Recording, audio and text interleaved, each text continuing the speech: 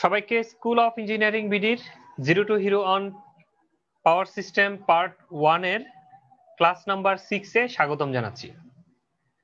আজকে আপনাদের কোর্সে যে জিনিসটি অফার করা ছিল অর্থাৎ লোড ফ্যাক্টর সম্পর্কিত যে সমস্যার সমাধান সেটি করানোর কথা ছিল, কিন্তু আমার কাছে মনে হয়েছে যে পাওয়ার প্ল্যান্টের আরো একটি গুরুত্বপূর্ণ জিনিস আপনাদের স্কিপ করে যাওয়া হয়েছে যখন কোর্স শিডিউল অফার করা হয়, সেটি আপনাদের জানা দরকার। সেজন্য সেই ক্লাসটি আজকে আমরা নিব এবং ক্লাস সংখ্যা সেজন্য বৃদ্ধি পাবে, অর্থাৎ যেটি 6 নম্বরে ছিল সেটি 7, যেটি 7-এ ছিল সেটি 8-এ চলে যাবে। তো আপনারা সেটি কারেকশন করে নেবেন, বুঝে নেবেন।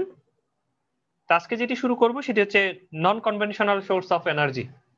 খুব গুরুত্বপূর্ণ ভবিষ্যৎ পৃথিবী চলার জন্য, অর্থাৎ ভবিষ্যতের বিশ্ব যেদিকে এনার্জির সোর্স চিন্তা করে রেখেছে সেটি হচ্ছে সেই নন কনভেনশনাল সোর্স অফ এনার্জি, যার উপর ডিপেন্ড করে পৃথিবী যদি চলতে চায় আরো অনেক বছর টিকে থাকতে পারবে, যদি আমাদের এই সোলার সিস্টেম সহ সকল কিছু ঠিক থাকে।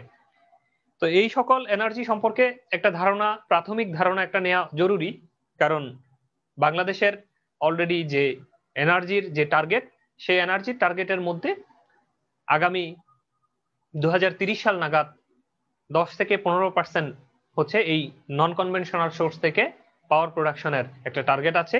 সেই ক্ষেত্রে নিত্য নতুন প্রতিদিন আপনার এই নন কনভেনশনাল সোর্স অফ এনার্জির পাওয়ার প্ল্যান্ট তৈরি হবে, সেখানে হয়তো আপনাদের কারো না হয় কারোর কর্মসংস্থানের সুযোগ হবে। সেই দৃষ্টিতে এই জিনিসগুলো যদি জানা থাকে, তখন আপনার চাকরি জীবনে হয়তো সহজ কাজের যে পরিবেশ সেটি আপনি তৈরি করতে পারবেন। তা আমরা শুরু করে দিই।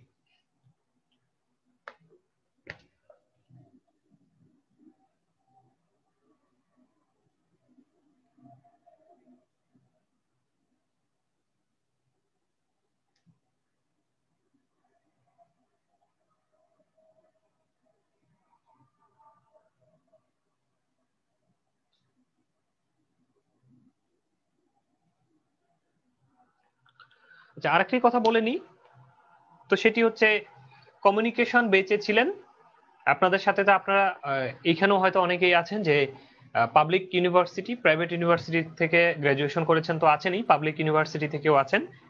তো কমিউনিকেশন বেঁচে এমনই একজন আপনাদের সাথে ছিলেন, সৌরভ সরকার খুব সম্ভবত নাম, রুয়েট থেকে ছিলেন উনি, রেজিস্ট্রার ইঞ্জিনিয়ারের প্রস্তুতি নিচ্ছিলেন। তো উনি যে কোনো কারণেই হোক হচ্ছে পাওয়ার সিস্টেমের কোর্সটা ফর্ম ফিল আপ করতে হচ্ছে লেট করে ফেলেছে আর কি।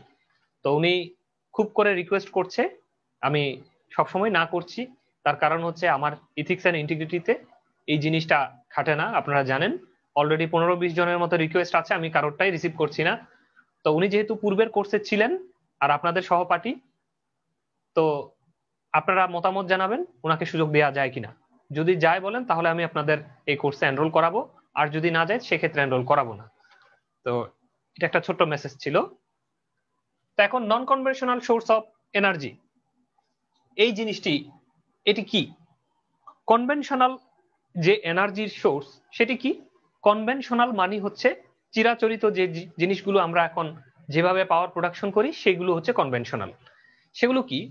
অলরেডি আমরা যতগুলো পাওয়ার প্ল্যান্ট সম্পর্কে পড়েছি, এনার্জি প্রোডাকশনের বিভিন্ন যে মেথড সম্পর্কে পড়েছি, সেগুলোই কনভেনশনাল। নন কনভেনশনাল কি? যেটা সাধারণত মানুষ করে না, এই ধরনের কিছু সোর্স অফ এনার্জি আছে।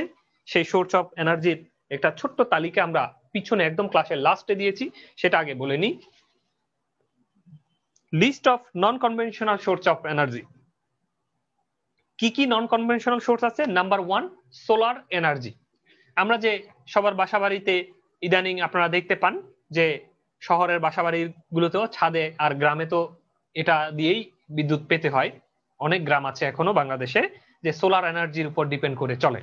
তো এই ধরনের সোলার অর্থাৎ সূর্যের আলোকে কাজে লাগিয়ে যে বিদ্যুৎ তৈরির যে প্রক্রিয়া, সেটাকে কাজে লাগিয়ে যে বিদ্যুৎ তৈরির প্রসেস, এটা সাধারণত খুব কম মাত্রায় হয়। এই জিনিসটা যদি বৃহৎ পরিসরে করা যায় থেকে বিশাল একটা এনার্জি পাওয়া সম্ভব, যে এনার্জি উপর আমরা যদি নির্ভরশীল হই সেক্ষেত্রে ভবিষ্যতে যে ফসিল ফুয়েল সহ যাবতীয় ফুয়েলগুলোর যে অপচয় সেটা রোধ করা যাবে, কার্বন নিঃসরণ কমা যাবে, আর প্রকৃতির অনেক অনেক গুরুত্বপূর্ণ বাঁচানোর ক্ষেত্রে, প্রকৃতি বাঁচানোর আন্দোলনে সহযোগিতা হবে, মানে প্রকৃতিকে রক্ষা করা যাবে। এই দিকেই আমরা ভবিষ্যৎ প্রজন্মরা ধাবিত হওয়ার চেষ্টা করব, নন কনভেনশনাল সোর্স অফ এনার্জির দিকে। আর কি কি আছে? Wind energy. আপনারা উইন্ড মিল দেখেছেন, যে উইন্ড যখন বাতাস যে কোনো দিক থেকেই ইউনিডিরেকশনাল হতে হবে না, যে কোনো ডিরেকশন থেকে বাতাস দিলে ওই ফ্যানটা ঘুরবে, ঘুরে হচ্ছে আপনার বিদ্যুৎ তৈরি করবে। এই ধরনের উইন্ডমিল বিশেষ করে নেদারল্যান্ড সহ যে সকল কান্ট্রিতে হচ্ছে সবসময় বাতাস চলাচল করে, ওই ধরনের কান্ট্রিগুলোতে খুব পপুলার।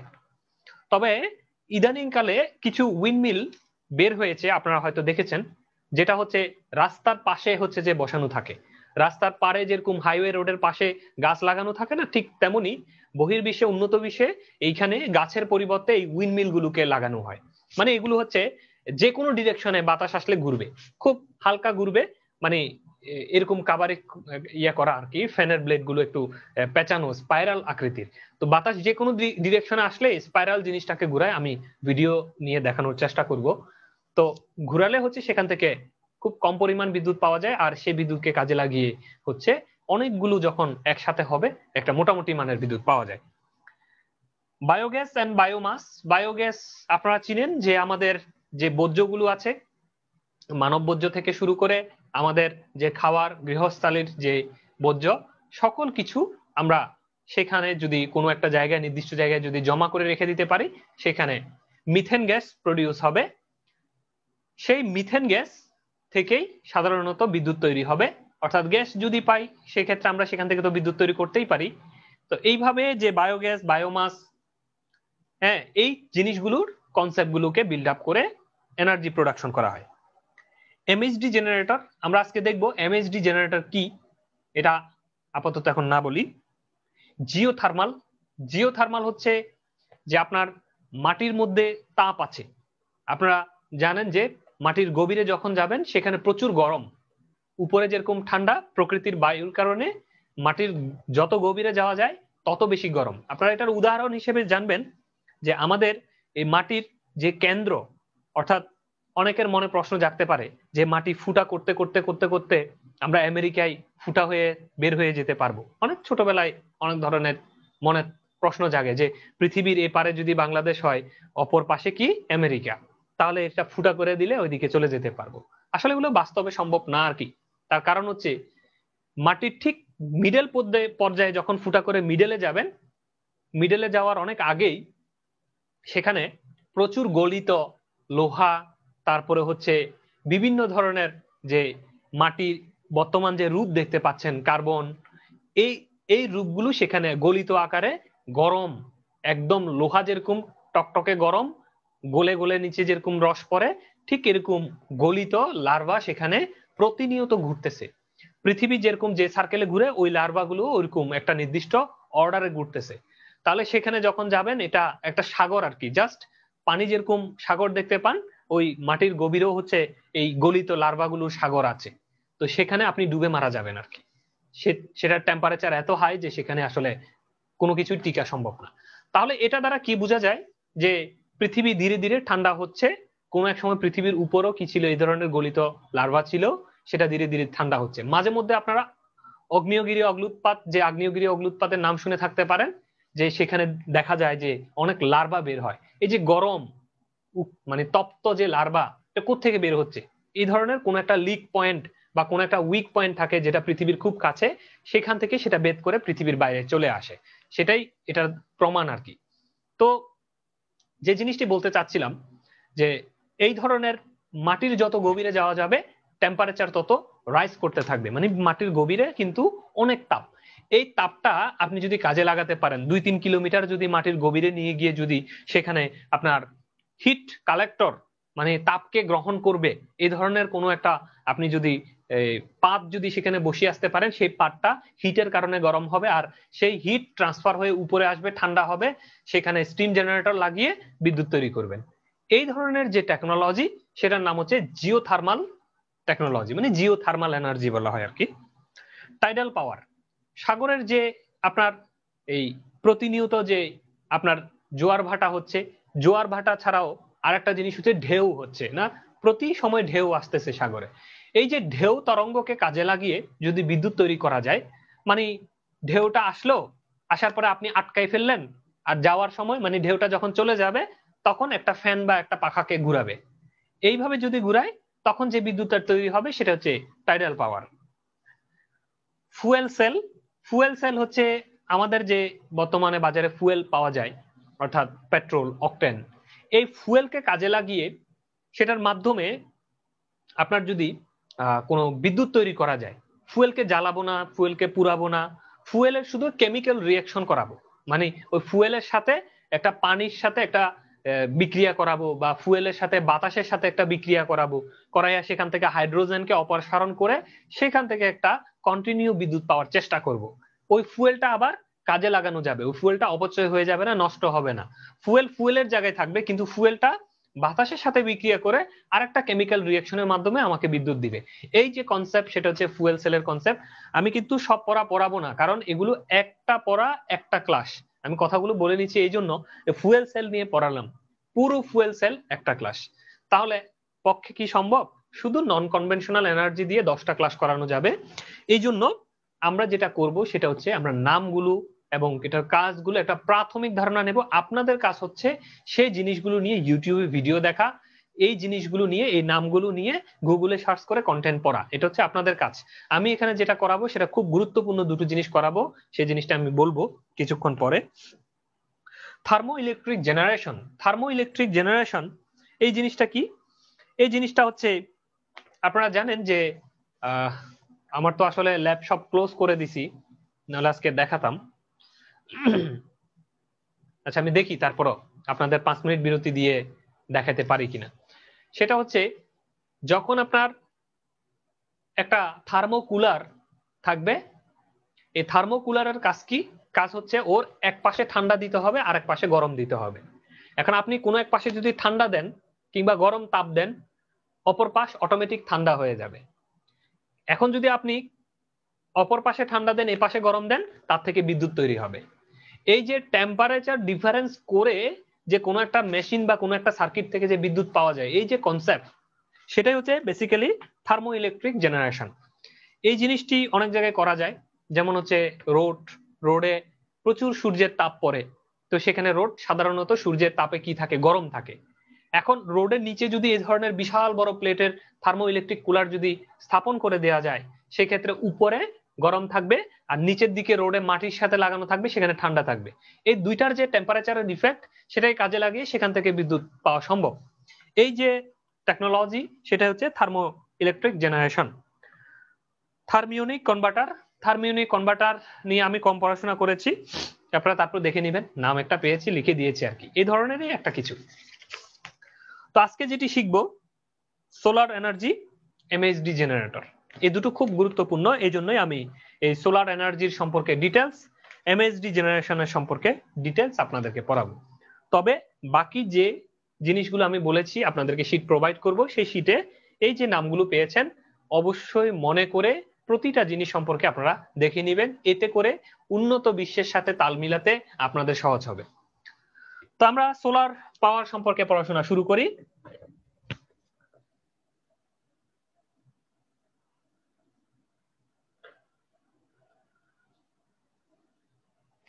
সোলার পাওয়ার, সূর্যের তাপকে কাজে লাগাবো, ঠিক আছে?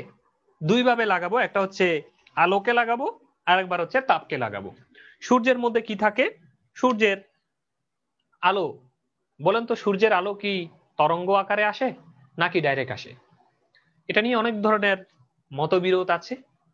সাধারণত আমরা যখন লাইট এন্ড অপটিক্স পড়বো, মানে ফিজিক্স এর লাইট এন্ড অপটিক্স পড়বো, তখন আমরা ধরে নিব সূর্য তরঙ্গ আকারে আসে।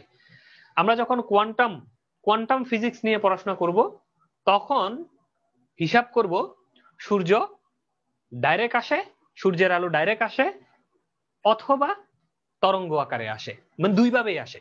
এখন কখন আসে সেটা কোয়ান্টামের বিভিন্ন সেকশন আছে, সেখানে আলোচনা করা হয় যে কখন আমরা সেটাকে তরঙ্গ হিসেবে হিসাব করব, কখন আমরা সেটাকে ডাইরেক্ট রে হিসেবে হিসাব করব। এখন যেটাই হোক না কেন, সাধারণত আমরা এখন ফিজিক্স, যে মানে আমাদের অনার্স মাস্টার্স লেভেলের যে ফিজিক্স, সেখানে যদি তাকিয়ে দেখি সূর্যের যে আলো, সেই আলোগুলো হচ্ছে তরঙ্গ আকারে আসে, ওয়েভ।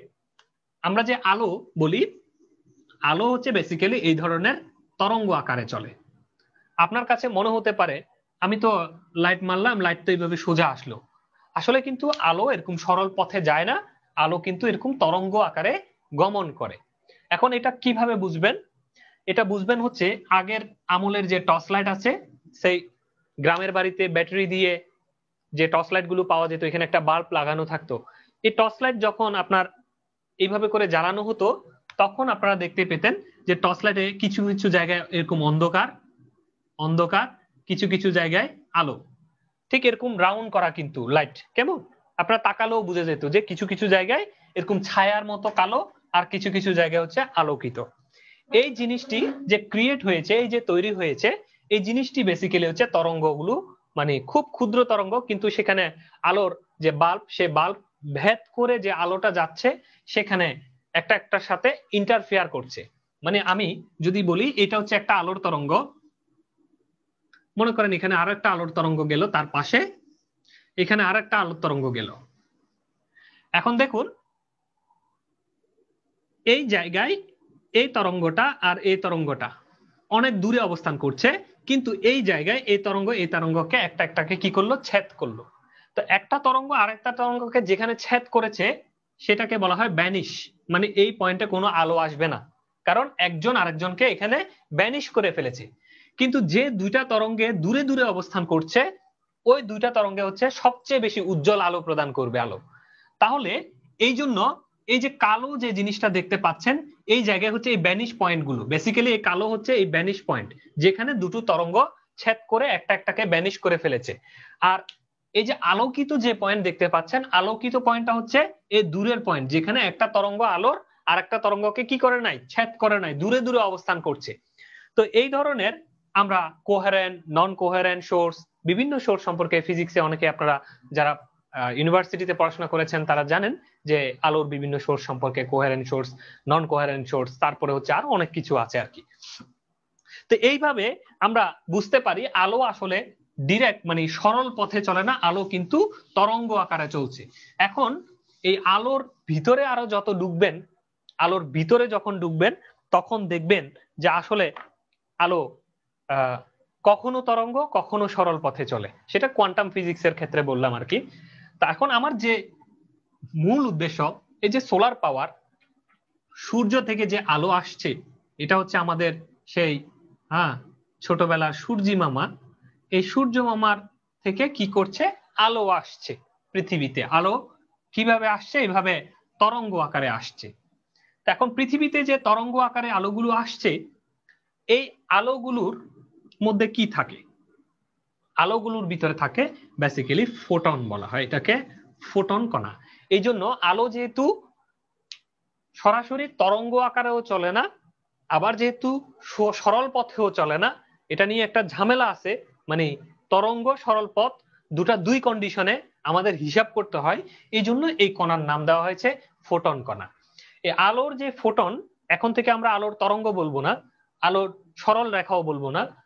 আলোর যে ফোটন কণাগুলো আছে, এই ফোটন কণাগুলো যখন কোনো একটা পদার্থের মধ্যে আঘাত করে, ওই পদার্থের অবস্থার উপর ভিত্তি করে ওই পদার্থ থেকে একটা দুর্ঘটনা তৈরি করে। সে জিনিসটি কি, একটা দেখেন, আলোর ফোটন কণা মনে করেন একটা বালির, আমাদের যে বালির কণা আছে, এই বালির কণার মধ্যে আঘাত করলো, কি সমস্যা? কিউ কম বিটিডি, কিউ কম বিটিডি আপনার হচ্ছে যে রোল নাম্বার এবং আপনার পুরো নাম এডিট করে দিন। যদি আপনি এডিট না করেন, সেক্ষেত্রে আমরা কিন্তু আমাদের ক্লাসের রুলস এন্ড রেগুলেশন অনুযায়ী আপনাকে ক্লাস থেকে বের করে দিব। তা আগামী 5 মিনিট আপনাকে সময় দেওয়া হলো, 5 মিনিটের ভিতরে হচ্ছে আপনি আপনার রোল নাম্বার এবং নাম এডিট করে নেবেন। Q com BD.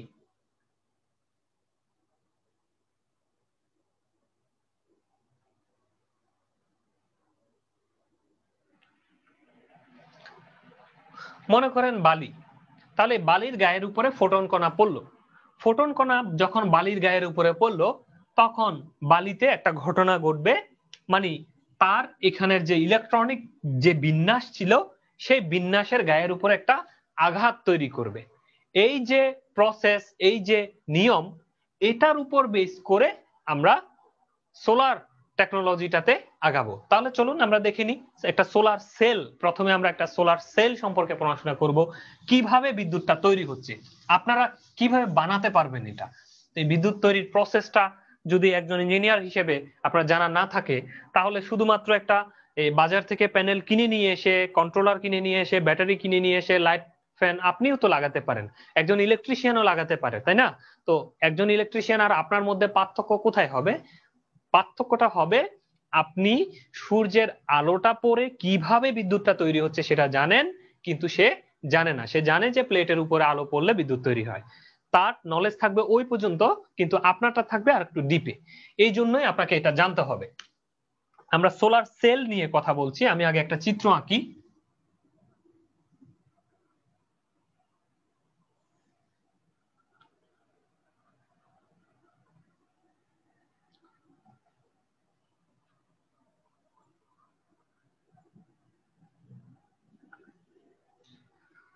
আপনারা আমার ডায়োড বেসিক ক্লাস হয়তো অনেকে করেছেন, হয়তো অনেকে করেননি। মানে ডায়োড বেসিক হচ্ছে ইয়াতে পাবেন আর কি, আমার প্লে লিস্টে পাবেন, ডায়োডের প্লে লিস্টে। সেখানে আমি দেখানোর চেষ্টা করেছি পি এন জাংশন কি জিনিস।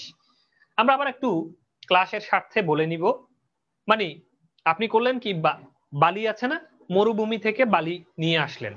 সে বালিটা নিয়ে আপনি সেখান থেকে একটা প্রসেস করে সিলিকন তৈরি করবেন। বালি হচ্ছে বেসিক্যালি সিলিকন, তার ভিতরে সবচেয়ে বেশি বালিতে সিলিকনের, মানে সিলিকনের অপর নামেই বেসিক্যালি বালি বলে, কিন্তু ডাইরেক্ট আমাদের যে বালি, সেই বালি কিন্তু পরিপূর্ণ সিলিকন না, তার সাথে কিছু কার্বন যোগ করা থাকে, ন্যাচারালি কিছু কার্বন থাকে, কিছু অন্যান্য কেমিক্যালস থাকে। এই কার্বন গুলোকে আপনি যদি সেখান থেকে সরিয়ে দিতে পারেন বালি থেকে, তাহলে যে জিনিসটি পাবেন বালিতে পুরোটাই হচ্ছে সিলিকন। কেমন? তাহলে বালিতে সাধারণত কত পার্সেন্ট, 98 কি 95 এর উপরে হচ্ছে সিলিকন থাকে। তো এই জন্য বালি নিব আমরা, বালিকে প্রসেস করে সিলিকন বানাবো। আমরা যে সিলিকন ট্রানজিস্টর, জার্মেনিয়াম ট্রানজিস্টর বলি না, এই সিলিকন হচ্ছে আসলে কিন্তু বালির টুকরা, ঠিক আছে, বড় বালির টুকরা আর কি, অথবা বালির টুকরাকে কার্বন মুক্ত করে এই এরকম একটা শীটে পরিণত করা হয়েছে, মেশিনের মধ্যে চেপে একটা শীটে পরিণত করা হয়েছে। তো এই ধরনের সিলিকন বা বালির সাথে আমরা করলাম কি, ডোপিং করে দিব। ডোপিং হচ্ছে ত্রিযোজি মৌল, পঞ্চযোজি মৌল, আপনারা নাম শুনেছেন। এই ধরনের মৌলগুলো দিয়ে, মানে আর্সেনিক, গ্যালিয়াম, এই ধরনের নাম শুনেছেন পদার্থের নাম। আর্সেনিক ওই যে আঙ্গুলের এই শরীরের মধ্যে ফুসকা পড়ে যায় বলে না, আর্সেনিক হলে একটা রোগ ছিল এক সময়, টিউবওয়েলে পানি খেলে আর্সেনিক হয়, আর্সেনিক যুক্ত কলকে এরকম লাল মার্ক করে দেওয়া হতো। এই সেই আর্সেনিক। এই আর্সেনিককে নিয়ে আমরা এই বালির টুকরা যেটা বানালাম সিলিকন, এই সিলিকনের সাথে যোগ করে দিব, সেটার সাথে আমরা কি করে দিব, মিক্স করে দিব। তো মিক্স করে দিলে এক ধরনের পদার্থ তৈরি হবে। আমরা যদি সেখানে গ্যালিয়ামকে যোগ করে দিই, এক ধরনের পদার্থ তৈরি হবে। তো এইভাবে আমরা পি টাইপের একটা ম্যাটেরিয়ালস তৈরি করব, সরি উপরেরটা এন টাইপ, এন টাইপের একটা ম্যাটেরিয়ালস তৈরি করব, একটাতে করব পি টাইপের ম্যাটেরিয়ালস তৈরি করব। এন টাইপ এর অর্থ হচ্ছে এখানে ইলেকট্রনের আধিক্য বেশি। কেমন? এন টাইপ শব্দের অর্থ হচ্ছে সেখানে ইলেকট্রন বেশি। তাহলে পঞ্চযোজি যে মৌলটা আমরা মিক্স করে দিব, মানে যে মৌলের যোজনী 5, বালুর সাথে পঞ্চযোজি একটা মৌলকে যখন যোগ করে দিব তখন এন টাইপ তৈরি হবে। বালির সাথে যখন ত্রিযোজি মৌলকে যোগ করে দিব তখন পি টাইপ তৈরি হবে। মানে যার যোজনী কম সে পি টাইপ ম্যাটেরিয়ালস তৈরি করবে, মানে এইখানে হচ্ছে ইলেকট্রন সংখ্যা কম থাকবে, আর এন টাইপের মধ্যে হচ্ছে ইলেকট্রন সংখ্যা বেশি থাকবে। এই ধরনের দুইটা বালির টুকরা নিব, এরকম একটা শীট, আরো একটা শীট নিলাম, এটার সাথে ত্রিযোজি মৌল যোগ করলাম, এটার সাথে পঞ্চযোজি মৌলকে ডোপিং করে যোগ করে দিলাম। এই যে যোগ করা, এর নাম হচ্ছে কি, ডোপিং। আর ডোপিং মানে হচ্ছে বেজাল মিক্স করে দেয়া। আগে তো ছিল সে বালির টুকরা, পিওর বালির টুকরা ছিল, তার সাথে ত্রিযোজি ইনজেকশন দিয়ে পুশ করে দিলাম, তাহলে সে বেজাল হয়ে গেল না? এই বেজাল মিক্স করে দেওয়ার নামই হচ্ছে ডোপিং। আর এইভাবে করে আমরা পি টাইপ ম্যাটেরিয়ালস তৈরি করব, আর এন টাইপ করব কি পঞ্চযোজী মৌলকে ডোপিং করে তার সাথে যোগ করে দিয়ে এই ধরনের এন টাইপ ম্যাটেরিয়ালস তৈরি করব। করার পরে এখন দুটো টুকরা পেলাম না, একটা হচ্ছে পি টাইপ একটা এন টাইপ, এই দুটোকে এভাবে জোর করে মেশিন দিয়ে চেপে জোড়া লাগিয়ে দিব। এই যে জোড়াটা লাগিয়ে দিলাম পি টাইপ এন টাইপকে, এইভাবে এই যে উপরে এন, এই নিচের এটা হচ্ছে এই টুকরাটা হচ্ছে পি। এটা আমি জুম করে দেখিয়েছি, এই টুকরাটা খুব পাতলা, মাইক্রোমিটার পাতলা, এত পাতলা। তো এটা আমরা জুম করে বড় করে নিয়েছি। তবে সোলার সেলের জন্য এন এটা হতে হবে ছোট আর পি এটা হতে হবে বড়, মানে পি টাইপটা আমরা মোটা নিব তুলনামূলক আর কি, দুজনের তুলনায় সে হবে একটু মোটা, এ হবে একটু চিকন, এন টাইপটা হবে চিকন আর এনটা থাকবে উপরে, পিটা থাকবে নিচে। মজার বিষয় হচ্ছে নেট দুনিয়া অর্থাৎ ইন্টারনেটের যে দুনিয়া, সেই দুনিয়ায় আপনি যদি পড়তে যান কনফিউজ হয়ে মোটামুটি ব্রেন ক্র্যাক করে যাবে। এই সোলারের গঠন প্রণালী নিয়ে এক এক জায়গায় এক এক রকম, ভালো ভালো ইউনিভার্সিটির টিচাররা পর্যন্ত কনফিউজ হয়ে গেছে যে উপরে পি দিচ্ছে কখনো এনটা নিচে দিচ্ছে, হ্যাঁ উল্টাপাল্টা হয়ে গেছে। এই জিনিসগুলো থেকে পরিত্রাণ পেতে হলে এটাকে শতভাগ নিশ্চিত মনে করে পড়াশোনা করতে হবে। মানে আমি যা বুঝাচ্ছি এটা অনেক রিসার্চ করে বের করতে হয়েছে আমাকে, তার কারণ হচ্ছে এক এক জায়গায় এক এক রকম, ঠিক আছে। পরে আমি বের করেছি যে ঘটনার ভুলটা কোথায়। ভুলটা হচ্ছে কিছু কিছু বইয়ের ভুলের কারণে সবাই এই ভুল রাস্তায় চলে গেছে আর কি। তো যাই হোক, আমি পিউরটা বলে দিচ্ছি, মানে এনটা উপরে থাকবে, পিটা হচ্ছে কোথায় থাকবে, নিচে থাকবে। এরপরে আসেন, এখন এই যে দুইজনকে জোড়া লাগালো এই হচ্ছে ডট লাইন, আমি যে ডট লাইনটা দিয়েছি এটা হচ্ছে সেই জোড়া, মানে পি এর টুকরাটা আর এন এর টুকরাটাকে আপনি জোড়া লাগালেন। এখন জোড়া লাগানোর পরে এই জায়গায় একটা ঘটনা ঘটবে। ঘটনা কি ঘটবে? আচ্ছা এন টাইপে কি ছিল? এন টাইপে ছিল তো এখানে তো ইলেকট্রন বাবাদের রাজত্ব, প্রচুর ইলেকট্রন ছিল। এই হচ্ছে এই মাইনাস দিয়ে আমি বুঝাচ্ছি এটা হচ্ছে ইলেকট্রন। ওকে, তার মানে কি এখানে হোল ছিল না? ছিল, হোল ছিল। এই যে মনে করেন ডট দিয়ে আমি হোল বুঝাচ্ছি, হোল সামান্য পরিমাণ ছিল, মানে হোলের পরিমাণ ছিল কম, ইলেকট্রনের পরিমাণ ছিল বেশি। যেহেতু এন টাইপ, এন টাইপে নেগেটিভ আর কি, বেশি নেগেটিভ থাকবে, মানে বেশি ইলেকট্রন ধর্মী জিনিস থাকবে। আচ্ছা পি টাইপে কি থাকবে? পি টাইপে তো হচ্ছে হোলের রাজত্ব, এখানে প্রচুর বেশি হোল থাকবে কিন্তু তার তুলনায় ইলেকট্রন থাকবে কম।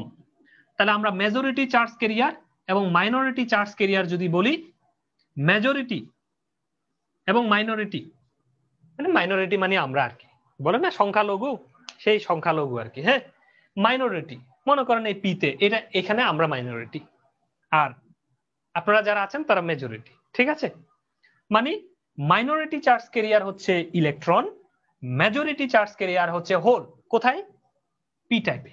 যেহেতু পিতে কে বেশি থাকবে? হোল বেশি থাকবে, তারা মেজরিটি।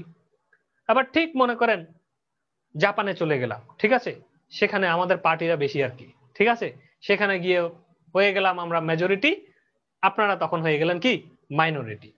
এন এর কাছে যখন আসলাম দেখেন এইখানে মেজরিটি হচ্ছে কে? ইলেকট্রন, আর মাইনরিটি হচ্ছে কে? হোল, ঠিক আছে। তার মানে হচ্ছে পি টাইপ হোক এন টাইপ হোক, যে টাইপে হোক না কেন তার ভিতরে ইলেকট্রন এবং হোল থাকবেই। তাহলে ইলেকট্রন এবং হোল যদি থাকে, এখন এই জাংশন যদি এরকম হয়ে যায় জোড়া, এই জোড়া পয়েন্টে কি ঘটনা ঘটবে? যখনই আপনি মেশিন দিয়ে দুজনকে জোড়াটা লাগালেন, জোড়া লাগানোর সময় একটা ঘটনা ঘটবে, এইখানে ইলেকট্রন এবং হোলের আদান প্রদান ঘটনা ঘটবে। এই যে এই ব্যারিয়ারটাতে, এটা হচ্ছে সীমানা আর কি। মনে করেন বাংলাদেশ আর ইন্ডিয়ার সীমানা, এই সেই বর্ডার, ঠিক আছে। তো বর্ডার যেদিন আপনি বর্ডার প্রথম বর্ডার দিবেন, মনে করেন আজকে বর্ডার দিব আমি, তা আজকে যদি বর্ডার দেন, আজকেই নতুন করে বাংলাদেশ আর ইন্ডিয়ার সৃষ্টি হলো, আজকে আপনি কাঁটাতারের বেড়া দিয়ে বর্ডার দিবেন, এর আগ পর্যন্ত বর্ডার ছিল না। তাহলে দুটো জিনিস জোড়া লাগালেন, আজকেই বর্ডারটা তৈরি হলো। বর্ডারটা তৈরি হওয়ার মুহূর্তে কিছু মানুষ এদিক থেকে এপারে আসবে, আবার এই পারের কিছু মানুষ মনে করবে না বাংলাদেশেই মনে হয় শান্তি, আমি যাই বাংলাদেশে চলে যাই। তাহলে ও ওইদিকে চলে যাবে, ওই দিক থেকে কেউ এদিকে আসবে, আসবে না, মানে মাইগ্রেট হবে আর কি। তো এই পাশের থেকে কিছু মানুষ এদিকে আসবে, আবার এদিক থেকে কিছু মানুষ ওইদিকে যাবে। এই যে ঘটনাটা, এখন কে যাবে কে আসবে, এটা কিসের উপর নির্ভর করবে? এটা কিছু ঘটনার উপর নির্ভর করবে, এই জিনিসটাই আমরা বলছি। তাহলে আমরা একটা এলাকা মুছে দিই, যে এলাকায় আমরা এই এদেরকে দেখাবো। মনে করেন একটুক একটা এরিয়া, যে এরিয়ায় হচ্ছে এই মাইগ্রেট পিপলরা অবস্থান করবে, মানে মাইগ্রেশন নিয়ে এখানে থাকবে তারা। এইদিকে এইদিকে হোল, সব হোল চলে আসবে। কেন আসবে বলবো। এদিকে ইলেকট্রন আসবে সব। এটা মনে রাখার সহজ উপায় হচ্ছে বিপরীত ভাবে অবস্থান করবে। এন টাইপের কাছে হোল, পি টাইপের কাছে ইলেকট্রন। নরমালি এই ইলেকট্রন গুলো কার? এন এর। এন এর ইলেকট্রন পির সীমানায় এসে, মানে পির বাউন্ডারির দিকে ঢুকে যাবে। আবার পি এর হোল গুলো এন এর বাউন্ডারিতে গিয়ে উঠে যাবে। এখন এই ঘটনাটা কেন হলো? তার কারণ হচ্ছে বিপরীত মেরু পরস্পরকে আকর্ষণ করে। তাহলে বিপরীত ধর্মী যে কোনো কিছু কি করে? পরস্পরকে আকর্ষণ করে। একটা ছেলে যতই সুন্দর করে সাজে যাক, তাকাবেন ছেলের দিকে? তাকায় না। ওই মেয়ে একটা গেলে তার দিকে কিন্তু তাকায় থাকে। তার মানে বিপরীত দিকে আপনাকে কি করবে? অলওয়েজ আকর্ষণ করবে। এই জন্য এই বাউন্ডারি লাইন এর এদিকে হচ্ছে এন, তো এখানে যত পি ছিল না, এই পি গুলোকে আকর্ষণ করে সে তার দিকে নিয়ে গেছে। আবার বাউন্ডারি লাইনের এদিকে ছিল পি, তো ওইদিকে এন এর যতগুলো ইলেকট্রন আছে তার কিছু পরিমাণ ইলেকট্রন সে এখানে তার দিকে আকর্ষণ করে নিয়ে আসছে। আসার পরে এখন এই যে এন এবং পি এর, মানে ইলেকট্রন এবং হোলের এখানে একটা বিশাল বড় সৈন্য বাহিনীর মতো লাইন তৈরি হয়েছে। ঠিক আছে, এই লাইনের নাম হচ্ছে ডিপ্লেশন লেয়ার। তাহলে আমরা আজকে শিখলাম এটার নাম হচ্ছে কি? Depletion layer. এই ডিপ্লেশন লেয়ারের কারণে এখন এখানে একটা দেওয়াল তৈরি হয়েছে চীনের মহাপ্রাচীরের মতো। এদিকের জিনিস ওইদিকে যাইতে পারে না, ওইদিকের জিনিস এদিকে আসতে পারে না। ঠিক আছে, তাহলে এই যে বিশাল একটা বাধা আর কি। ডিপ্লেশন লেয়ার মানে একটা নির্দিষ্ট পরিমাণ বাধা, যে বাধাটা অতিক্রম করতে একটু শক্তি তক্তি লাগবে, মানে একটু মাছ মাংস খেয়ে শক্তিশালী হয়ে তারপরে গিয়ে এখানে যুদ্ধ করলে তারপরে হয়তো এটা ভেঙে আপনি ওই পারে যেতে পারবেন, নাইলে পারবেন না। এখন এটা যদি সিলিকন দিয়ে যদি এই জিনিসটা তৈরি হয়, যেটা আমরা বলছি আর কি বালুর কণা বা সিলিকন দিয়ে তৈরি, সেক্ষেত্রে 0.7 ভোল্ট লাগবে এটাকে ভেঙে ওই পারে যাওয়ার জন্য। নতুবা এই জায়গাটাকে আপনি ভাঙতে পারবেন না। এই যে সৈন্যরা দাঁড়াই গেল, বিপরীত সৈন্য কিন্তু, ওইদিকে হোলের সৈন্য, এদিকে ইলেকট্রনের সৈন্য। ওরা ওই দিক থেকে ইলেকট্রনকে আসতে দিবে না, কারণ ওই দিক থেকে যখন ইলেকট্রন এদিকে আসতে চাইবে তখন এই ইলেকট্রন গুলোই বাধা দিবে, কারণ বিপরীত তো, সমধর্মী। আচ্ছা, আমি ব্যাটারিটা একটু চেঞ্জ করে আসি। এত দ্রুত শেষ হয়ে গেল কেন আজকে ব্যাটারিটা, বুঝলাম না।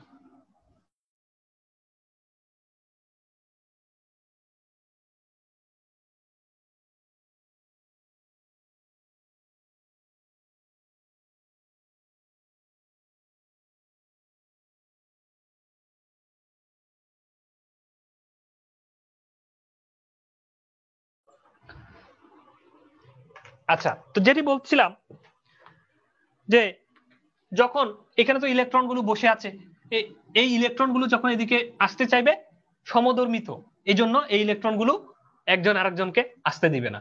আপনি দিবেন? একটা মেয়ে বিয়ে করে মনে করেন সংসার করছে, সে চাইবে না তার সংসারে অন্য আরেকটা মেয়ে আসুক। ঠিক আছে, 103, 203, হ্যাঁ, তারপরে কত কিছু লেখেন না আপনারা, 204, এই ধরনের সংখ্যা আর কি। তো এই ধরনের কেউ চাইবে না। তাহলে এই যে ইলেকট্রন গুলো এখানে বসে আছে, তাহলে এই সমধর্মী আবার ইলেকট্রনকে সে আসতে দিবে না। আবার হোল গুলো ওইদিকে বসে আছে, এদিকের হোল গুলো যেন ওইদিকে না যায়, এই হোল গুলো চাইবে না ওইদিকে যাক। এই জন্য এইখানে একটা বাধা তৈরি হবে। এই বাধাটার মানে সংযোগ রেখা বরাবর বা বর্ডার বরাবর একটা বাধা তৈরি হবে, তার নাম হচ্ছে ডিপ্লেশন লেয়ার। আর সেটা সিলিকন এর ক্ষেত্রে কত? 0.7 ভোল্ট প্রয়োজন। আর এটা যদি জার্মেনিয়াম ওয়েফার দিয়ে তৈরি করেন তাহলে 0.3 ভোল্টের এই ব্যারিয়ারটা ক্রিয়েট হবে। এখন এই যে ডিপ্লেশন লেয়ার, এত কথা কেন বলছি? কি বলে সোলার পড়াইতে আসছি, ডায়োড পড়াই ফেলতেছি, তাই না? মজার বিষয় এইখানে, ঠিক আছে, দেখতে হবে। তো সেটা হচ্ছে যখন এই যে এই পাতলা লেয়ারটা, এগুলো কিন্তু খুব পাতলা। এই জায়গা আমরা যদি মাপি মাইক্রোমিটার, এত পাতলা। ঠিক আছে, এই জায়গায় যখন আমাদের সেই সূর্যি মামার আলোটা আসবে,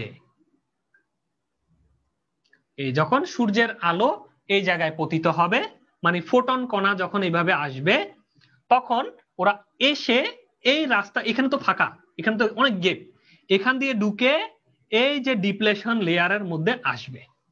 মানে সহজ কথায় সূর্যের আলো এই ডিপ্লেশন লেয়ারে আসবে। এখন এই ডিপ্লেশন লেয়ার নিয়ে কিছু কথা বলার আছে আমার। ডিপ্লেশন লেয়ার মানে দুই জনের একটা ব্যারিয়ার। ডিপ্লেশন লেয়ার মানে 0.7 ভোল্টের একটা ভোল্টেজ পার্থক্য। কিন্তু ডিপ্লেশন লেয়ার মানে আরো একটা বিষয় আছে, যেটা আপনারা অনেকে বুঝে গিয়েছেন, হয়তো অনেকে বুঝেননি, একটু ভেঙে বলি। ডিপ্লেশন লেয়ার মানে হচ্ছে no man's land region, just আমাদের সীমানা। নো ম্যানস ল্যান্ড মানে কি, এখানে কাঁটাতারের বেড়া দেওয়া হলো, আপনার দেশ আর আমার দেশের সীমানা, এটা ঠিক 40 মিটার, এখান থেকে এদিকে 40 মিটার পর্যন্ত এই এরিয়ায় কোনো মানুষ আসতে পারবে না। এই এরিয়ায় যদি কোনো মানুষ আসে, সে সন্ত্রাসী হিসেবে পরিগণিত হবে, তাকে গুলি করলেও, তাকে হত্যা করলেও কোনো ধরনের কি থাকবে না, আইন থাকবে না। এখন আমরা কি সেটা জানি? নো ম্যানস ল্যান্ডের হিস্ট্রি আছে, কিন্তু নো ম্যানস ল্যান্ড মানে এই এদিকে 40 ফিট কি 40 মিটার, আমার স্মরণে আসছে না, মিটার অথবা ফিট যে কোনো একটা, এদিকে 40 মিটার, এদিকে 40 মিটার, এই এরিয়ায় কিন্তু কেউ আসতে পারবে না। আপনার দেশের নাগরিকও আসতে পারবে না, ওই দিকের দেশের নাগরিকও আসতে পারবে না।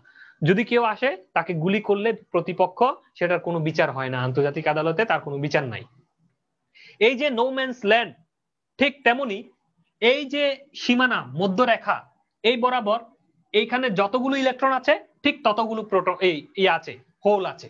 মানে একজন আরেকজনকে ক্যান্সেল আউট করেছে, একটা ইলেকট্রনের জন্য একটা হোল, আর একটা ইলেকট্রনের জন্য আর একটা হোল, কারণ বিপরীত তো। তাহলে এইখানে ইলেকট্রন এবং হোলের সংখ্যা সমান হওয়ায় এই জায়গাটাতে, এই জায়গাটাকে বলা হয় নিউট্রাল রিজিয়ন। নিউট্রাল রিজিয়ন মানে এই জায়গায় আসলে কোনো চার্জই নাই, কোনো চার্জ নাই। কথাটা কেন বললাম? এইখানে ইলেকট্রন আছে, এইখানে হোল বেশি আছে, কিন্তু এই জায়গায় কি আছে যদি বলি, ইলেকট্রন হোল সমান সমান আছে। তাহলে ইলেকট্রন হোল যদি সমান সমান থাকে, তাহলে কি হয়? সেখানে চার্জ একজন আরেকজনকে ক্যান্সেল করে ফেলে না? ওই যে আলো যেরকম একজন একজনকে ক্যান্সেল করেছিল, অন্ধকার করে ফেলেছিল, ঠিক তেমনি এই ইলেকট্রন হোল যদি সমান সমান থাকে, তাহলে এই রিজিয়নটাতে আসলে বেসিক্যালি কোনো চার্জই নাই। মানে ইলেকট্রনের বেশিও নাই, হোলও বেশি নাই, দুজন সমান সমান আছে, নিউট্রাল পজিশনে আছে। এই নিউট্রাল পজিশনে, এটাই হচ্ছে একটা ফার্টাইল পজিশন। এই পজিশনটাতে যদি কোনো এই ধরনের আলোর ফোটন কণা যদি আপতিত হয়, আলোর ফোটন কণা যদি এই জায়গায় গিয়ে আঘাত করে, তখন এই জায়গায় কি আছে সেটা আমরা একটু দেখি। এই জায়গায় আছে বেসিক্যালি সিলিকন, শুধু সিলিকন। কেন? আসলে এই পুরো প্লেটটাই তো সিলিকনের, বালির টুকরা ছিল, পুরো প্লেটটাই তো বালির টুকরা ছিল। এইখানে ইলেকট্রন বেশি, এইখানে ইলেকট্রন কম, হোল বেশি, ইলেকট্রন কম মানে হোল বেশি, নিচে হোল বেশি, উপরে ইলেকট্রন বেশি। কিন্তু এই জায়গায় এই ব্যালেন্স, এই জায়গায় ব্যালেন্স ব্যান্ড, এই জায়গায় কি ডিপ্লেশন লেয়ারের এই জায়গাটাতে ব্যালেন্স ব্যান্ড, মানে এই জায়গায় ইলেকট্রন হোল সমান ব্যালেন্সে আছে। তো ব্যালেন্সে যদি থাকে, এই জোনটাতে কি আছে? এই জোনটাতে ইলেকট্রনও বেশি নাই, হোলও বেশি নাই, তাহলে কি আছে? শুধু সিলিকন আছে। ঠিক আছে, যেহেতু পুরোটাই বালির টুকরা, তাহলে এই জায়গাটাতে শুধু সিলিকন আছে। ওরা ওরা একজনকে ক্যান্সেল করলে বাকি থাকলো কে? শুধু বালি বা সিলিকন। এখন আমরা যদি সিলিকনের ইলেকট্রন বিন্যাস যদি তাকাই দেখি, এই সিলিকন এই জায়গায় যে ছিল, তার ইলেকট্রন বিন্যাসটা হচ্ছে এরকম।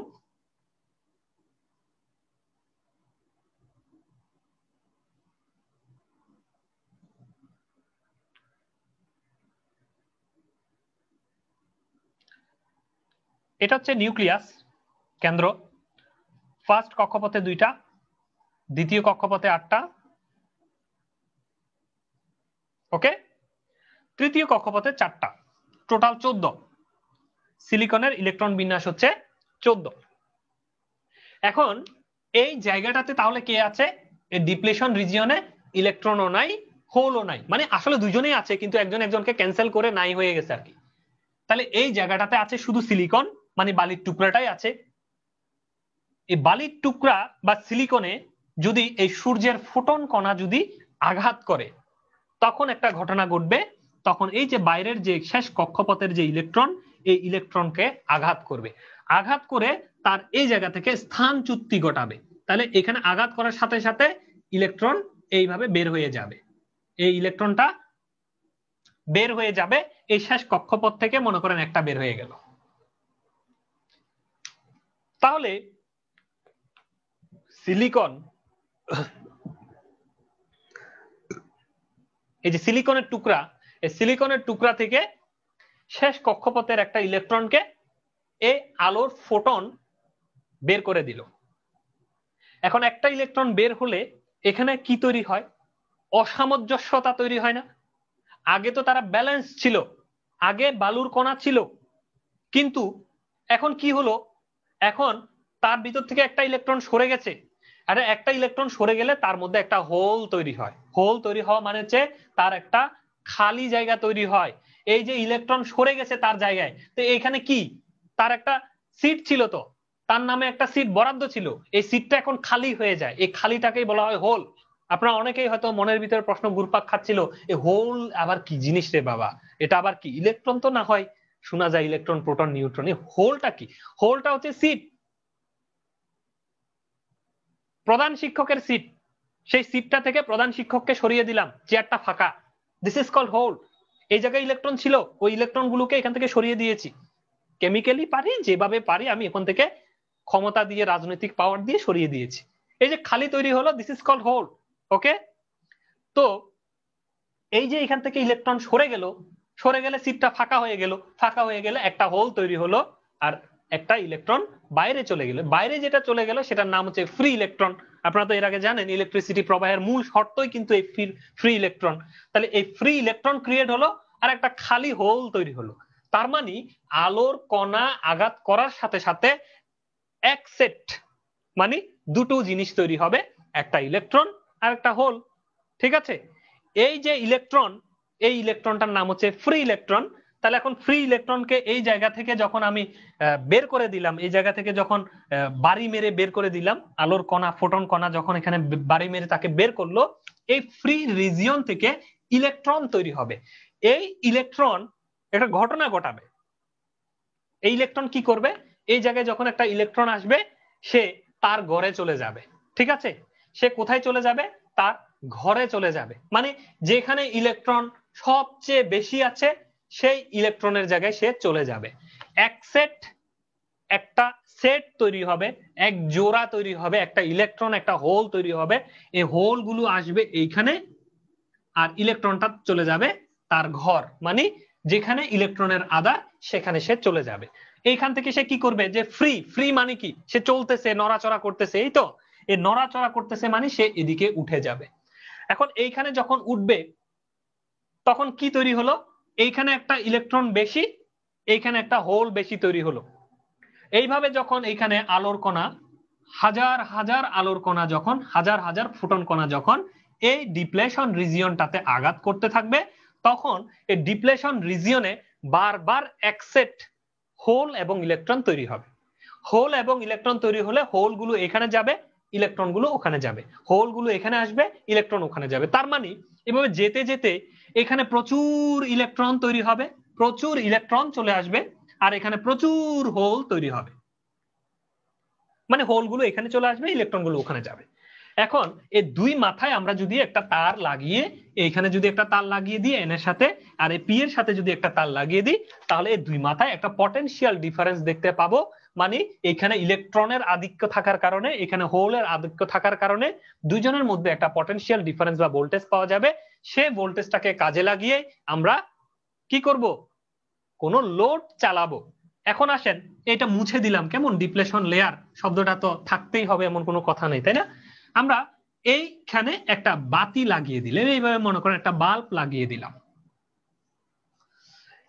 এখন এইখানের ইলেকট্রন গুলো কি করে বলেন তো? আচ্ছা, এখানে আসেন, এখানে একটা সিট ফাঁকা হলো, এটা হচ্ছে সিট, আর এটা হচ্ছে ইলেকট্রন, মানে এটা হচ্ছে হোল আর এটা হচ্ছে ইলেকট্রন। আচ্ছা, এই ইলেকট্রন কি করতে চায়? সেও চায় যে এই সিটে আবার চলে যাই। আমি তো প্রধান শিক্ষক ছিলাম, বিশাল গুণীজন ব্যক্তি ছিলাম, মান সম্মান ছিল, এখন তো রাস্তায় ঘুরতেছি, সেও চায় এই সিটটাতে নিয়ন্ত্রণ নিতে, পুনর্দখল করতে, সেই সিটটাতে ফিরে আসতে চায়। আবার এই হোলটা, এই পুরো এই যে ইলেকট্রন বিন্যাসটা দেখতেছেন সিলিকনের, এরা সবাই চায় এই সিটটা ফাঁকা না থাকুক, ওর বাচ্চাটা এখানে আবার ফিরে আসুক, এরাও চায়। তাহলে এখন এরা মানে এই হোলটা এইখানে যখন আসে, সে অধীর আগ্রহে বসে থাকে। এই হোলগুলো এইখানে মনে করেন হোল, এরা অধীর আগ্রহে বসে থাকে কখন আসা ইলেকট্রন আমার গায়ে বসে আমার সিটটাকে ফিল আপ করবে। মানে হোলগুলো বেসিক্যালি কি করে, অপেক্ষা করে, ইলেকট্রনের জন্য অপেক্ষা করে যে ইলেকট্রনগুলো আসবে, আমার এখানে বসবে, আর আমি এইভাবে ফিল আপ হব। মানে আমার এই পুরো ইলেকট্রন বিন্যাস 14টা ফিল আপ হব। এখন এই ঘটনার জন্য সে অপেক্ষা করে হোলগুলো। আবার এই ইলেকট্রনগুলোকে যখন ওখানে নিয়ে যাওয়া হলো, তখন ইলেকট্রনগুলো এখানে ওই কি বলে, রাস্তার ছেলে থাকে না, বস্তির ছেলের মতো হয়ে গেছে, সিট নাই, হ্যাঁ, ঘর নাই, বাড়ি নাই হয়ে গেছে। এখন অনেক ইলেকট্রন, ওরা শুধু রাস্তা খুঁজে যে আমরা কিভাবে ঘরে ফিরে যাব, কিভাবে ঘরে ফিরে যাব।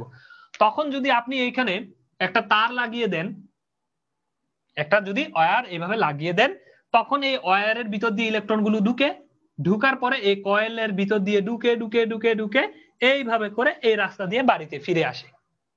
এখন এই যে বাড়িতে ফিরে আসলো এই ইলেকট্রন গুলো, তখন আসতে গিয়ে এই যে ওয়্যারের ভিতরে ঢুকলো না, এই ওয়্যারের ভিতর, এটা হচ্ছে মনে করেন একটা বাল্ব, এই বাল্বের ভিতরে ঘষা খেলো, কারণ বাল্বের এই তারটা খুব চিকন, চিকন তার দিয়ে অনেক ইলেকট্রন যেতে গিয়ে এই তারটা কি হয়ে গেল, গরম হয়ে গেল।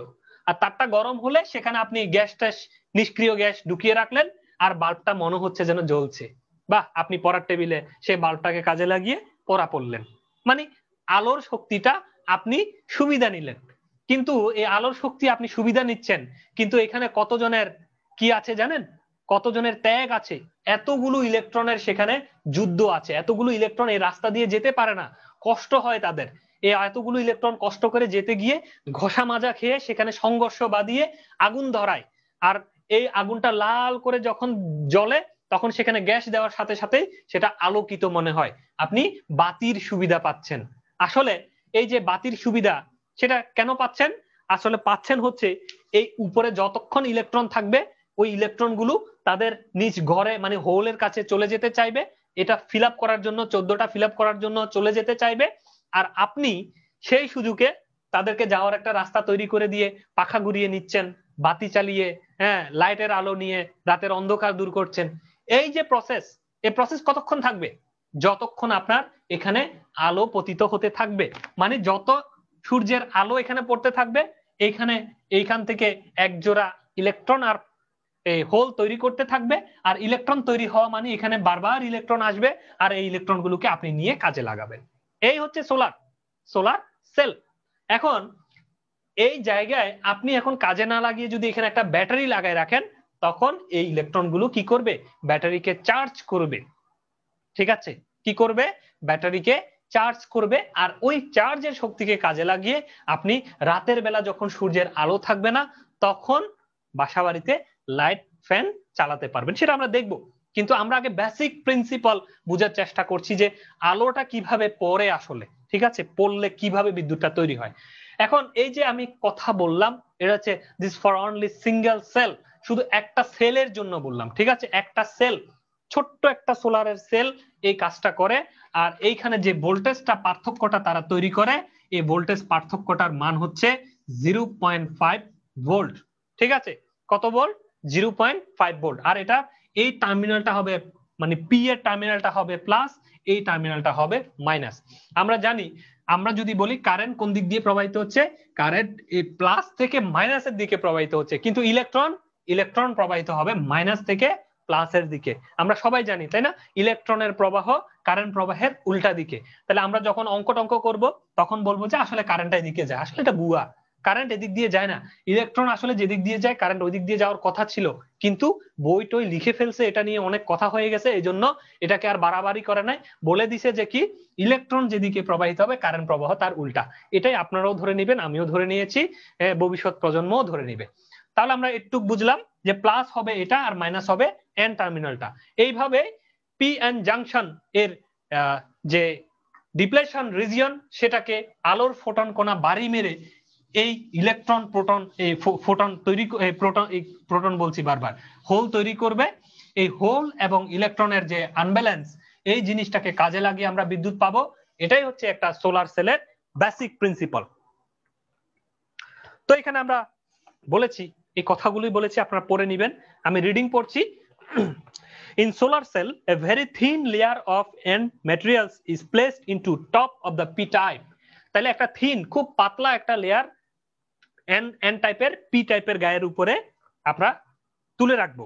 And create a depletion layer in the PN junction point. PN junction পয়েন্টটাতে একটা depletion region create হবে। When the photons of the sunlight come into this depletion layer, যখন সূর্যের ফোটন এই ডিপ্লেশন লেয়ারে আসবে, a pair of free electron and holes are created. এক জোড়া, একটা পেয়ার মানে এক জোড়া ফ্রি ইলেকট্রন এবং হোল তৈরি করবে। This free electron goes to the opposite direction of electric field into the N-type region. আচ্ছা, এইখানে আরেকটা বিষয় আছে। এখানে আমি একটা কথা বলেছি, যেহেতু কথা বলেছি আপনাদের এটা জানতে হবে। এটা হচ্ছে ডিপ্লেশন রিজিয়ন, কেমন? এটা হচ্ছে এন, এটা হচ্ছে পি। এই যে ডিপ্লেশন রিজিয়ন, এই ডিপ্লেশন রিজিয়নটাতে বলেন তো এখানে মানে প্লাস কোনটা মাইনাস কোনটা? এখন আমরা যদি বলি এখানে যে ডিরেকশন মানে ইলেকট্রিক ফিল্ড ডিরেকশন, প্লাস মানে হচ্ছে এই যে এটা না, এই যে এটা হোল গুলো প্লাস না, ইলেকট্রন গুলো মাইনাস না। তার মানে প্লাস হচ্ছে এই ডিপ্লেশন রিজিয়নটার প্লাস হচ্ছে উপরে, হোল হচ্ছে কোথায়? এই হোল হচ্ছে উপরে, ইলেকট্রন হচ্ছে নিচে, মানে প্লাস উপরে মাইনাস নিচে। এই জন্য আমরা যদি ইলেকট্রিক ফিল্ড ডিরেকশন বলি, এই ইলেকট্রিক ফিল্ড ডিরেকশন হচ্ছে এটা। ইলেকট্রিক ফিল্ড ডিরেকশন মানে হচ্ছে প্লাস মাইনাসের ডিরেকশন। আমরা কারেন্ট কোন দিকে যায়? প্লাসের থেকে মাইনাসে না, তাহলে ইলেকট্রিকের ফিল্ড ডিরেকশনটা হচ্ছে প্লাসের থেকে মাইনাসের দিকে। তাহলে এই ডিপ্লেশন রিজিয়ন নিয়ে কথা বলছি।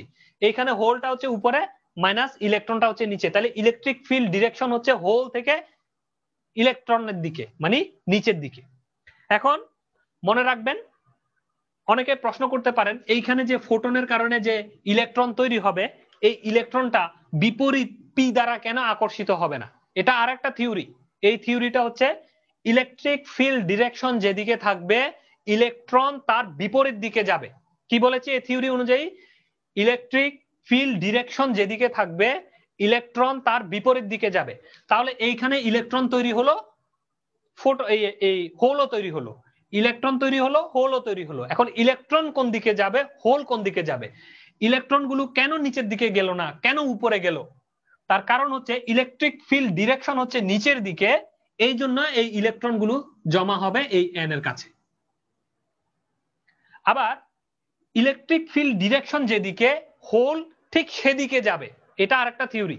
তাহলে এখানে যে হোল গুলো থাকবে তারা এই ফিল্ড ডিরেকশনের দিকে যাবে। যেদিকে ফিল্ড ডিরেকশন মানে পি এর দিকে হোল গুলো চলে যাবে, ইলেকট্রন গুলো যাবে ইলেকট্রিক ফিল্ড ডিরেকশনের বিপরীত দিকে। এই কথাটা আমার মানে বলতে স্মরণ ছিল না, এই জন্য বলে নিলাম। তো যেটি বলছিলাম, and the holes goes to the along with field direction into the p type region. তো হোল গুলো কোন দিকে যাবে? ইলেকট্রিক ফিল্ড ডিরেকশনের দিকে, along with একই দিকে, ঠিক আছে, যাবে ইলেকট্রিক ফিল্ড ডিরেকশনের দিকে। As a result, a 0.5 volt potential difference is created between p type and n type materials. তাহলে এটার কারণে কি তৈরি হবে? এই যে দুই মাথায় যে ভোল্টেজটা পাওয়া যাবে সোলার সেলের 0.5 ভোল্ট পাওয়া যাবে। A large number of solar cell connected in series and parallel in solar panel which is used for producing electricity nowadays. মানে এই ধরনের সোলার সেলকে আমরা যদি সিরিজে লাগাই অনেক ভোল্টেজ বাড়বে, প্যারালালে লাগালে কারেন্ট বাড়বে। এইভাবে করে আমরা একটা প্যানেল বানাবো, সোলার প্যানেল। আর সেই সোলার প্যানেল দিয়ে আমরা কি করব? বর্তমান সময়ে বিদ্যুৎ তৈরি করি বা করব। এখন আমরা বাসাবাড়ির যে সোলার সিস্টেম সেটার ওয়্যারিং ডায়াগ্রাম আমরা একটু শিখে নিব, যেন আমরা আমাদের নিজেদের সোলার সিস্টেমটা নিজেরাই লাগাতে পারি। এই হচ্ছে সোলার প্যানেল। এখানে অনেকগুলো সোলার সেল আছে সিরিজ প্যারালাল করা, যেন ভোল্টেজটা বাড়ে আর কি। এইখান থেকে ফাইনালি দুটো তার বের হবে, একটা হচ্ছে প্লাস, একটা হচ্ছে মাইনাস। মানে সোলার প্যানেলের প্লাস মাইনাস। বাজার থেকে একটা চার্জ কন্ট্রোলার কিনে আনতে হবে, এটার নাম হচ্ছে চার্জ কন্ট্রোলার। চার্জটাকে যেই ডিভাইসটা দ্বারা কন্ট্রোল করা হবে।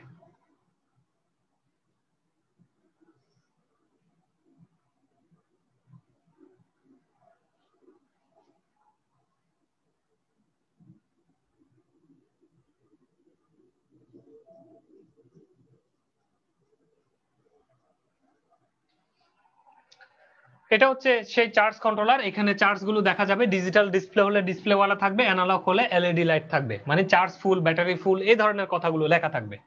আপনারা এইখানে চার্জ কন্ট্রোলারে এইখানে প্রথমে যখন এই যে স্ক্রুর প্যানেল খুললে দেখতে পাবেন এখানে সোলারের সিম্বল দেয়া আছে এইভাবে, মানে যেখানে সোলারের সিম্বল দেয়া আছে তার উপরে দেখবেন একটা জায়গায় প্লাস একটা জায়গায় মাইনাস এইভাবে লেখা আছে, সোলার প্লাস মাইনাস। তো সেখানে জাস্ট সোলারের প্লাস যেখানে লেখা সেখানে প্লাসটা ঢুকিয়ে দিবেন, মাইনাস যেখানে লেখা সেখানে মাইনাসটা ঢুকিয়ে দিবেন, তাহলে এই সোলারের থেকে ভোল্টেজটা চার্জ কন্ট্রোলারে আসলো। এখন এইখানে তারপর পরে দেখবেন একটা ব্যাটারির সিম্বল আঁকা আছে এইভাবে, ব্যাটারি, এই ব্যাটারিরও প্লাস মাইনাস এইভাবে লিখে দেওয়া আছে তার ঠিক নিচে, এক জায়গায় প্লাস এক জায়গায় মাইনাস, মানে একটা স্ক্রুর উপরে প্লাস আর একটা স্ক্রুর উপরে মাইনাস লেখা আছে। তো এইভাবে বাজারের থেকে 12 ভোল্টের নির্দিষ্ট অ্যাম্পিয়ারের ব্যাটারি নিয়ে আসবেন, নিয়ে এনে প্লাসের জায়গায় প্লাসটা দিবেন, মাইনাসের জায়গায় জাস্ট মাইনাসটাকে এইভাবে করে লাগিয়ে দিবেন। তখন কি হবে, সূর্যের আলো যদি এই সোলার প্যানেলে পড়ে এখান থেকে ভোল্টেজটা এখানে আসবে, এখান থেকে ব্যাটারিতে গিয়ে চার্জ করবে, যেটা আমি কিছুক্ষণ আগে বুঝিয়েছিলাম। এখানে দেখবেন এইভাবে বাতি আঁকা আছে, মানে লোড, এভাবে বাতি এবং বাতির পাশেও প্লাস মাইনাস লেখা আছে। তখন আপনি বাতির প্লাসটা নিবেন, বাতির মাইনাসটা নিবেন, নিয়ে আপনি মনে করেন একটা টিউব লাইট কিনে নিয়ে আসলেন, সোলারের টিউব লাইট, এখন অবশ্য এলইডি লাইট পাওয়া যায়, আগে এক সময় এই ধরনের সোলারের টিউব লাইট পাওয়া যেত। এরকম আপনি টিউব লাইট কিনে নিয়ে আসলেন, এই টিউব লাইটের এই ঢাকনাটা খুললে এখানে একটা সার্কিট পাবেন, এই সার্কিটে দেখবেন একটা টার্মিনাল আছে, মানে হচ্ছে যে আপনার এরকম স্ক্রু করার জন্য টার্মিনাল আছে। এই স্ক্রু করার এখানে প্লাস মাইনাস লেখা আছে, আপনি যা শুধু যে মাইনাসটা যেটা এইখানের মাইনাসের সাথে লাগিয়ে দিবেন, আর প্লাসটা হচ্ছে একটা সুইচ, এইভাবে একটা সুইচ নিবেন, এই সুইচের দুটো মাথা থাকবে এরকম, এই একটা মাথা এই প্লাসটা নিয়ে এইভাবে ঢুকাবেন, অপর মাথাটা নিয়ে গিয়ে সার্কিটে লাগাবেন। তার মানে হচ্ছে সুইচটা যদি ক্লোজ করেন তখন এই প্লাসটা এখানে যাবে আর মাইনাসটা আগে থেকে গিয়ে আছে, তখন বাতিটা জ্বলে উঠবে।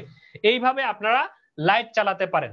এখন এই সেম জিনিসটা যদি লাইট না হয়ে এখানে ফ্যান হয়, ফ্যানের দুটো তার থাকবে এরকম, ফ্যানের কয়টা তার থাকবে, এরকম দুইটা তার থাকবে, এই একটা তারে এখান থেকে মাইনাসটা ডাইরেক্ট নিয়ে আসবেন আর প্লাসটা একটা সুইচের মাধ্যমে দিবেন।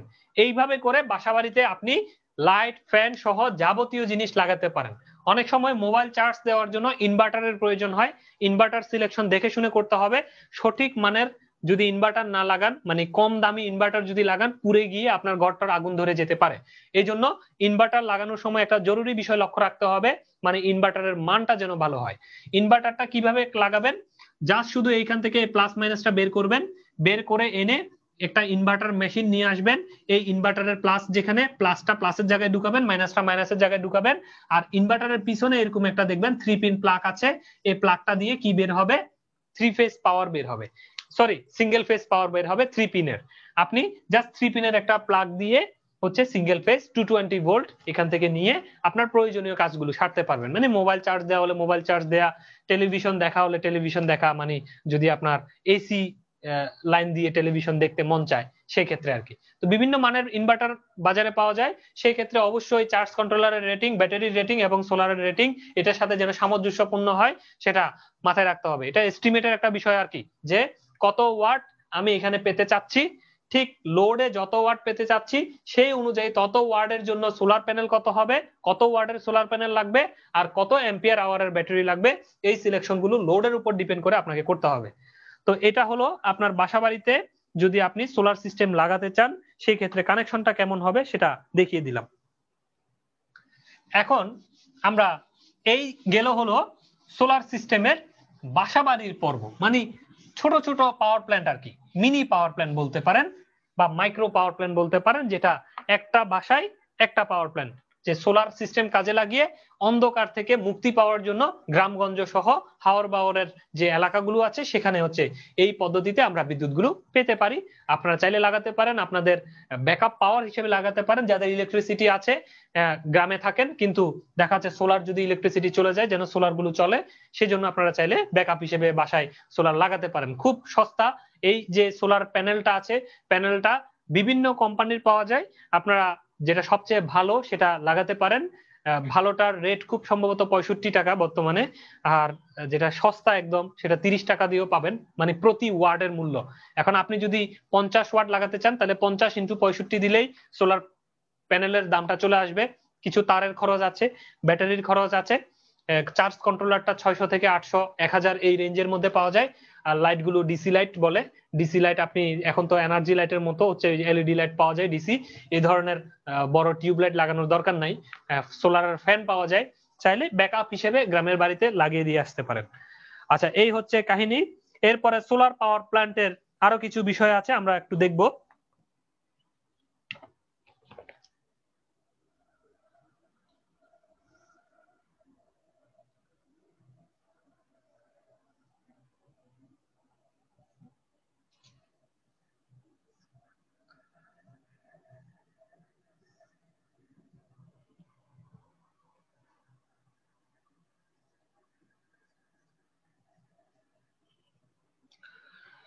আচ্ছা, এই হচ্ছে direct direct solar power plant. Direct solar power plant মানে হচ্ছে যখন আপনারা দেখবেন যে মরুভূমি অঞ্চলে হচ্ছে অনেকগুলো সোলার প্ল্যান্ট পাশাপাশি বসানো আছে, এটাই হচ্ছে সেই অনেকগুলো সোলার প্ল্যান্ট মিলে আমরা একটা হিসাব করব আর কি। তো অনেকগুলোকে প্যারালাল করে এইভাবে হচ্ছে প্লাস মাইনাস নিয়ে আসা হবে, মানে ব্যাটারির প্লাস মাইনাস আর কি অনেকটা।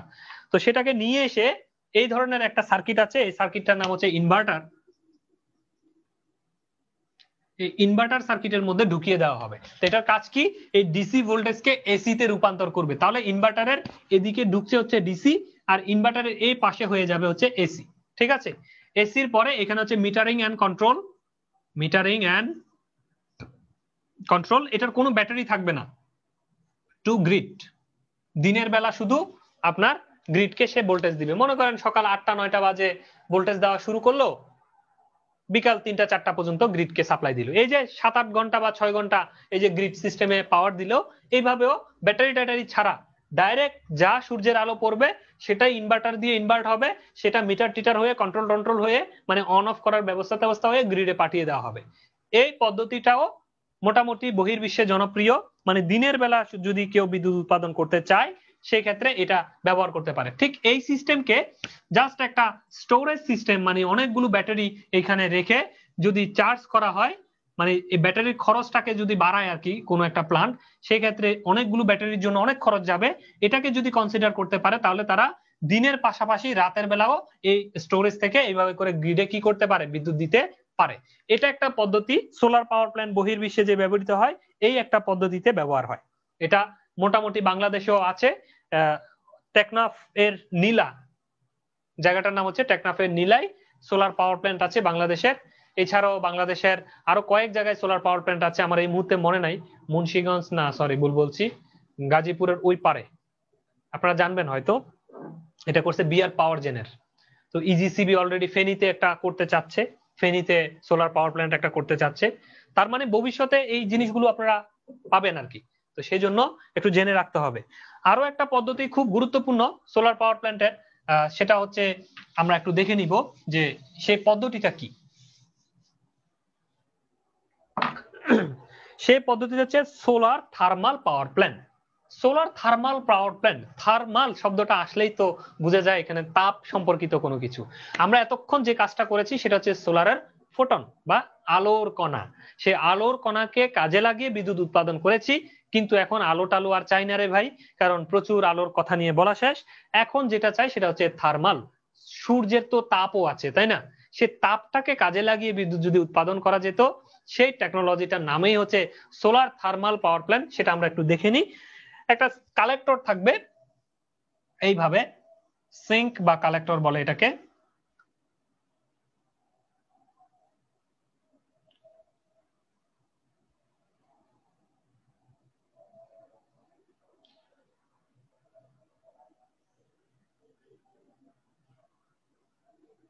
আপনারা এই জিনিসটা কি আঁকতে চেয়েছি বুঝতে পেরেছেন? এই যে এই খাতাটাকে যদি বাস করি নৌকার মতো হয়ে যায় না, জাস্ট এটা আঁকতে চেয়েছি, মানে এরকম নৌকার মতো একটা জিনিস, ঠিক আছে, বাঁকা করা একটা জিনিস। মানে এইখানে ওই পানি রাখলে যেরকম নৌকার মধ্যে পানির মধ্যে যেরকম নাড়াচাড়া করা যাবে পানি রেখে, এরকম একটা জাস্ট এরকম কালেক্টর। এই জায়গায় সূর্যের আলোটা প্রতিফলিত মানে এই কি হবে, সূর্যের আলো পতিত হবে। আলো পতিত যখন হবে তখন এই জায়গাটা গরম হবে, মানে এই জায়গাটা হিট হিট হবে আর কি, গরম হবে। তো যখন এই জায়গাটা গরম হবে তাহলে এটা কি ধরনের হবে, ব্ল্যাক হইতে পারে। কারণ আমরা জানি সূর্যের কালো জিনিস সূর্যের তাপকে বেশি কি করতে পারে, শোষণ করতে পারে। তাহলে এটা যদি কালো কিছু দিয়ে এরকম যদি আমরা দিয়ে দিই তাহলে সেখানে তাপ পড়বে আর গরম হতে থাকবে, খুব গরম হতে থাকবে, তাই না? সূর্যের প্রখর রোদে যদি মরুভূমিতে রেখে আসি, এখন এই জায়গাটা যখন গরম হবে তখন আমরা করলাম কি, এই জায়গার মধ্যে একটা সিস্টেম করে পাইপ বসিয়ে এটার মধ্য থেকে এই পাইপের ভিতর দিয়ে একটা কুল্যান্ট বা একটা হচ্ছে যে পানি ধরেন ওয়াটার ফ্লো করালাম। তখন এইখানে যে পানিটা ঢুকবে, পানিটা ঢুকার সময় পানি থাকবে, কিন্তু যখন এখানে গরম হবে, গরম হয়ে এই জায়গা দিয়ে যখন যাবে সেটা কি হয়ে যাবে, স্টিম হয়ে যাবে বা গরম পানি হবে। ঠিক আছে, গরম পানি মানে অনেক বেশি গরম পানি হবে। এই গরম পানিটাকে এখানে আমরা একটা হিট এক্সচেঞ্জার ইউজ করব, HE। সাধারণত এটা পানি ব্যবহার করা হয় না, এখানে সাধারণত অন্য কেমিক্যাল ব্যবহার করা হয় যেটা গরম হয়, অনেক গরম। এইখানে হচ্ছে পানি থাকে আর কি, হিট এক্সচেঞ্জারে পানির কাছে তাপটা হস্তান্তর যখন করে তখন গিয়ে হচ্ছে এটা এরকম পাইপ থাকবে, হিট এক্সচেঞ্জারে থাকবে পানি, এই পানিটা এইখানে স্টিম হবে। এইখানে আবার সেই আপনাদের পরিচিত জিনিস চলে আসবে এইভাবে, এখানে হচ্ছে অল্টারনেটর আসবে, এই অল্টারনেটর থেকে বিদ্যুৎ পাওয়া যাবে, এখান থেকে নামবে কন্ডেন্সারে আসবে, আবার একটা ফিড পাম্প হয়ে এই পানিটা আবার আমরা এখানে সাপ্লাই দিব। তো এটার নাম হচ্ছে ফিড পাম্প। আপনারা চিনেন ফিড পাম্প মানে পানিটাকে এই হিট এক্সচেঞ্জারে পাঠাবো, এটা হচ্ছে ঠান্ডা করব কন্ডেন্সার, ওকে। এটা হচ্ছে টারবাইন, এটা হচ্ছে অল্টারনেটর, আর এই টারবাইনের মধ্যে এই স্টিম যাবে। তাহলে এই যে প্রসিডিউর কি হলো, আপনারা এই সাইকেলটা সবাই চিনেন। এটা মনে করেন পানি না, অন্য আর একটা কেমিক্যাল আমরা এটার মধ্য দিয়ে পরিচালনা করলাম। তখন এই কেমিক্যালটা যখন তরল এখানে যাবে অনেক গরম হবে, এই গরমটাকে সে নিয়ে এদিক দিয়ে করে আসবে, আসার সময় এইরকম একটা পানির পাত্রের মধ্যে ঢুকবে। ঢুকার সাথে সাথে এখানে তো পানি ডুবানো, তাহলে গরম পাইপটা যখন পানির মধ্যে ডুবানো সা করে এখানে স্টিম তৈরি হবে। এই স্টিম গুলো এখান দিয়ে বের হয়ে গিয়ে এই টারবাইনকে ঘুরাবে, টারবাইন অল্টারনেটরকে ঘুরে বিদ্যুৎ তৈরি করবে, এই টারবাইন পরে কন্ডেন্সারকে দিবে, কন্ডেন্সার আবার ফিড পাম্প হয়ে আবার পানি এখানে জমা হবে। এই যে প্রসিডিউর আমি বললাম এটা একটা simple solar thermal power plant. এটা ছাড়াও এটার সাথে অনেক জটিল জটিল সাইকেল আছে, আপনারা নেটে দেখে নিবেন, আমি বুঝার জন্য সিম্পল একটা দিয়ে বুঝিয়েছি। এই জিনিসটা কোথায় ব্যবহার করে, এটা সাধারণত হচ্ছে গ্রামে, বিশেষ করে ইউরোপের যে কান্ট্রিগুলোতে কৃষি কাজ করে সেখানে যে মোটর চালাইতে হয় সেই মোটরটাকে পাম্পটাকে তারা কি করে, এই যে এই স্টিমের শক্তিকে কাজে লাগিয়ে টারবাইন দিয়ে এখানে পাম্প চালায়। এটা অল্টারনেটর না হয়ে ডাইরেক্ট পাম্প, এটা মনে করেন একটা পাম্প, এইভাবে একটা পাম্প, এই পাম্পটাকে ঘুরায়, এই টারবাইন করে কি পাম্পটাকে ঘুরায়। তখন এইখান থেকে যে হিট আসে হিটটা হিট এক্সচেঞ্জারে এক্সচেঞ্জ করে একটা স্টিম টারবাইনে দেয়, স্টিম টারবাইন সরাসরি একটা পাম্পকে ঘুরায়, আর এখান থেকে পানি তারা নিয়ে সেচ কাজে ব্যবহার করে। এইভাবে সোলার থার্মাল এনার্জিকে কাজে লাগিয়েও সেচ প্রক্রিয়াকে তারা অব্যাহত রেখেছে, মানে বাইরে থেকে আর বিদ্যুৎ নেয় না আর কি, দিনের বেলায় সেচ কাজটা তারা এইভাবে সূর্যের আলোকে কাজে লাগিয়ে করে ফেলে। তো এটাকে চাইলে আমরা বিদ্যুৎ উৎপাদনের কাজেও লাগাতে পারি। অনেকগুলো সাইকেল আছে, আপনারা দেখে নিবেন, সোলার থার্মাল পাওয়ার প্ল্যান্ট নামে সার্চ দিলে অনেক কিছু চলে আসবে। চলে যাচ্ছি এমএসডি পাওয়ার প্ল্যান্টে। তাহলে এটা মুছে দিচ্ছি, আমার হাতে আসলে সময় খুব স্বল্প, আমি চেষ্টা করব মোটামুটি যেন বুঝেন সেভাবে বোঝানোর আর কি।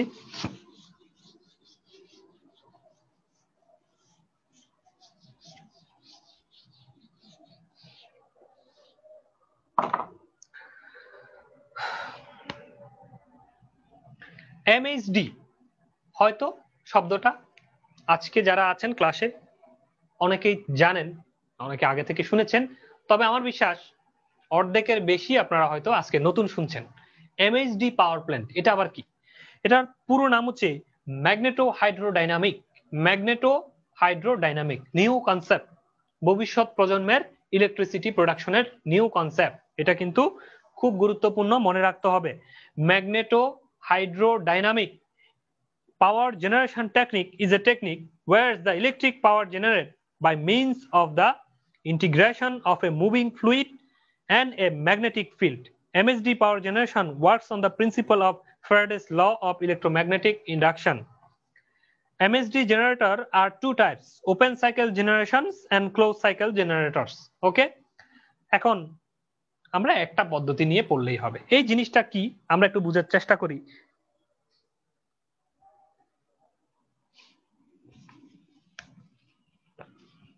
যখন এটা মনে করেন একটা জেনারেটর,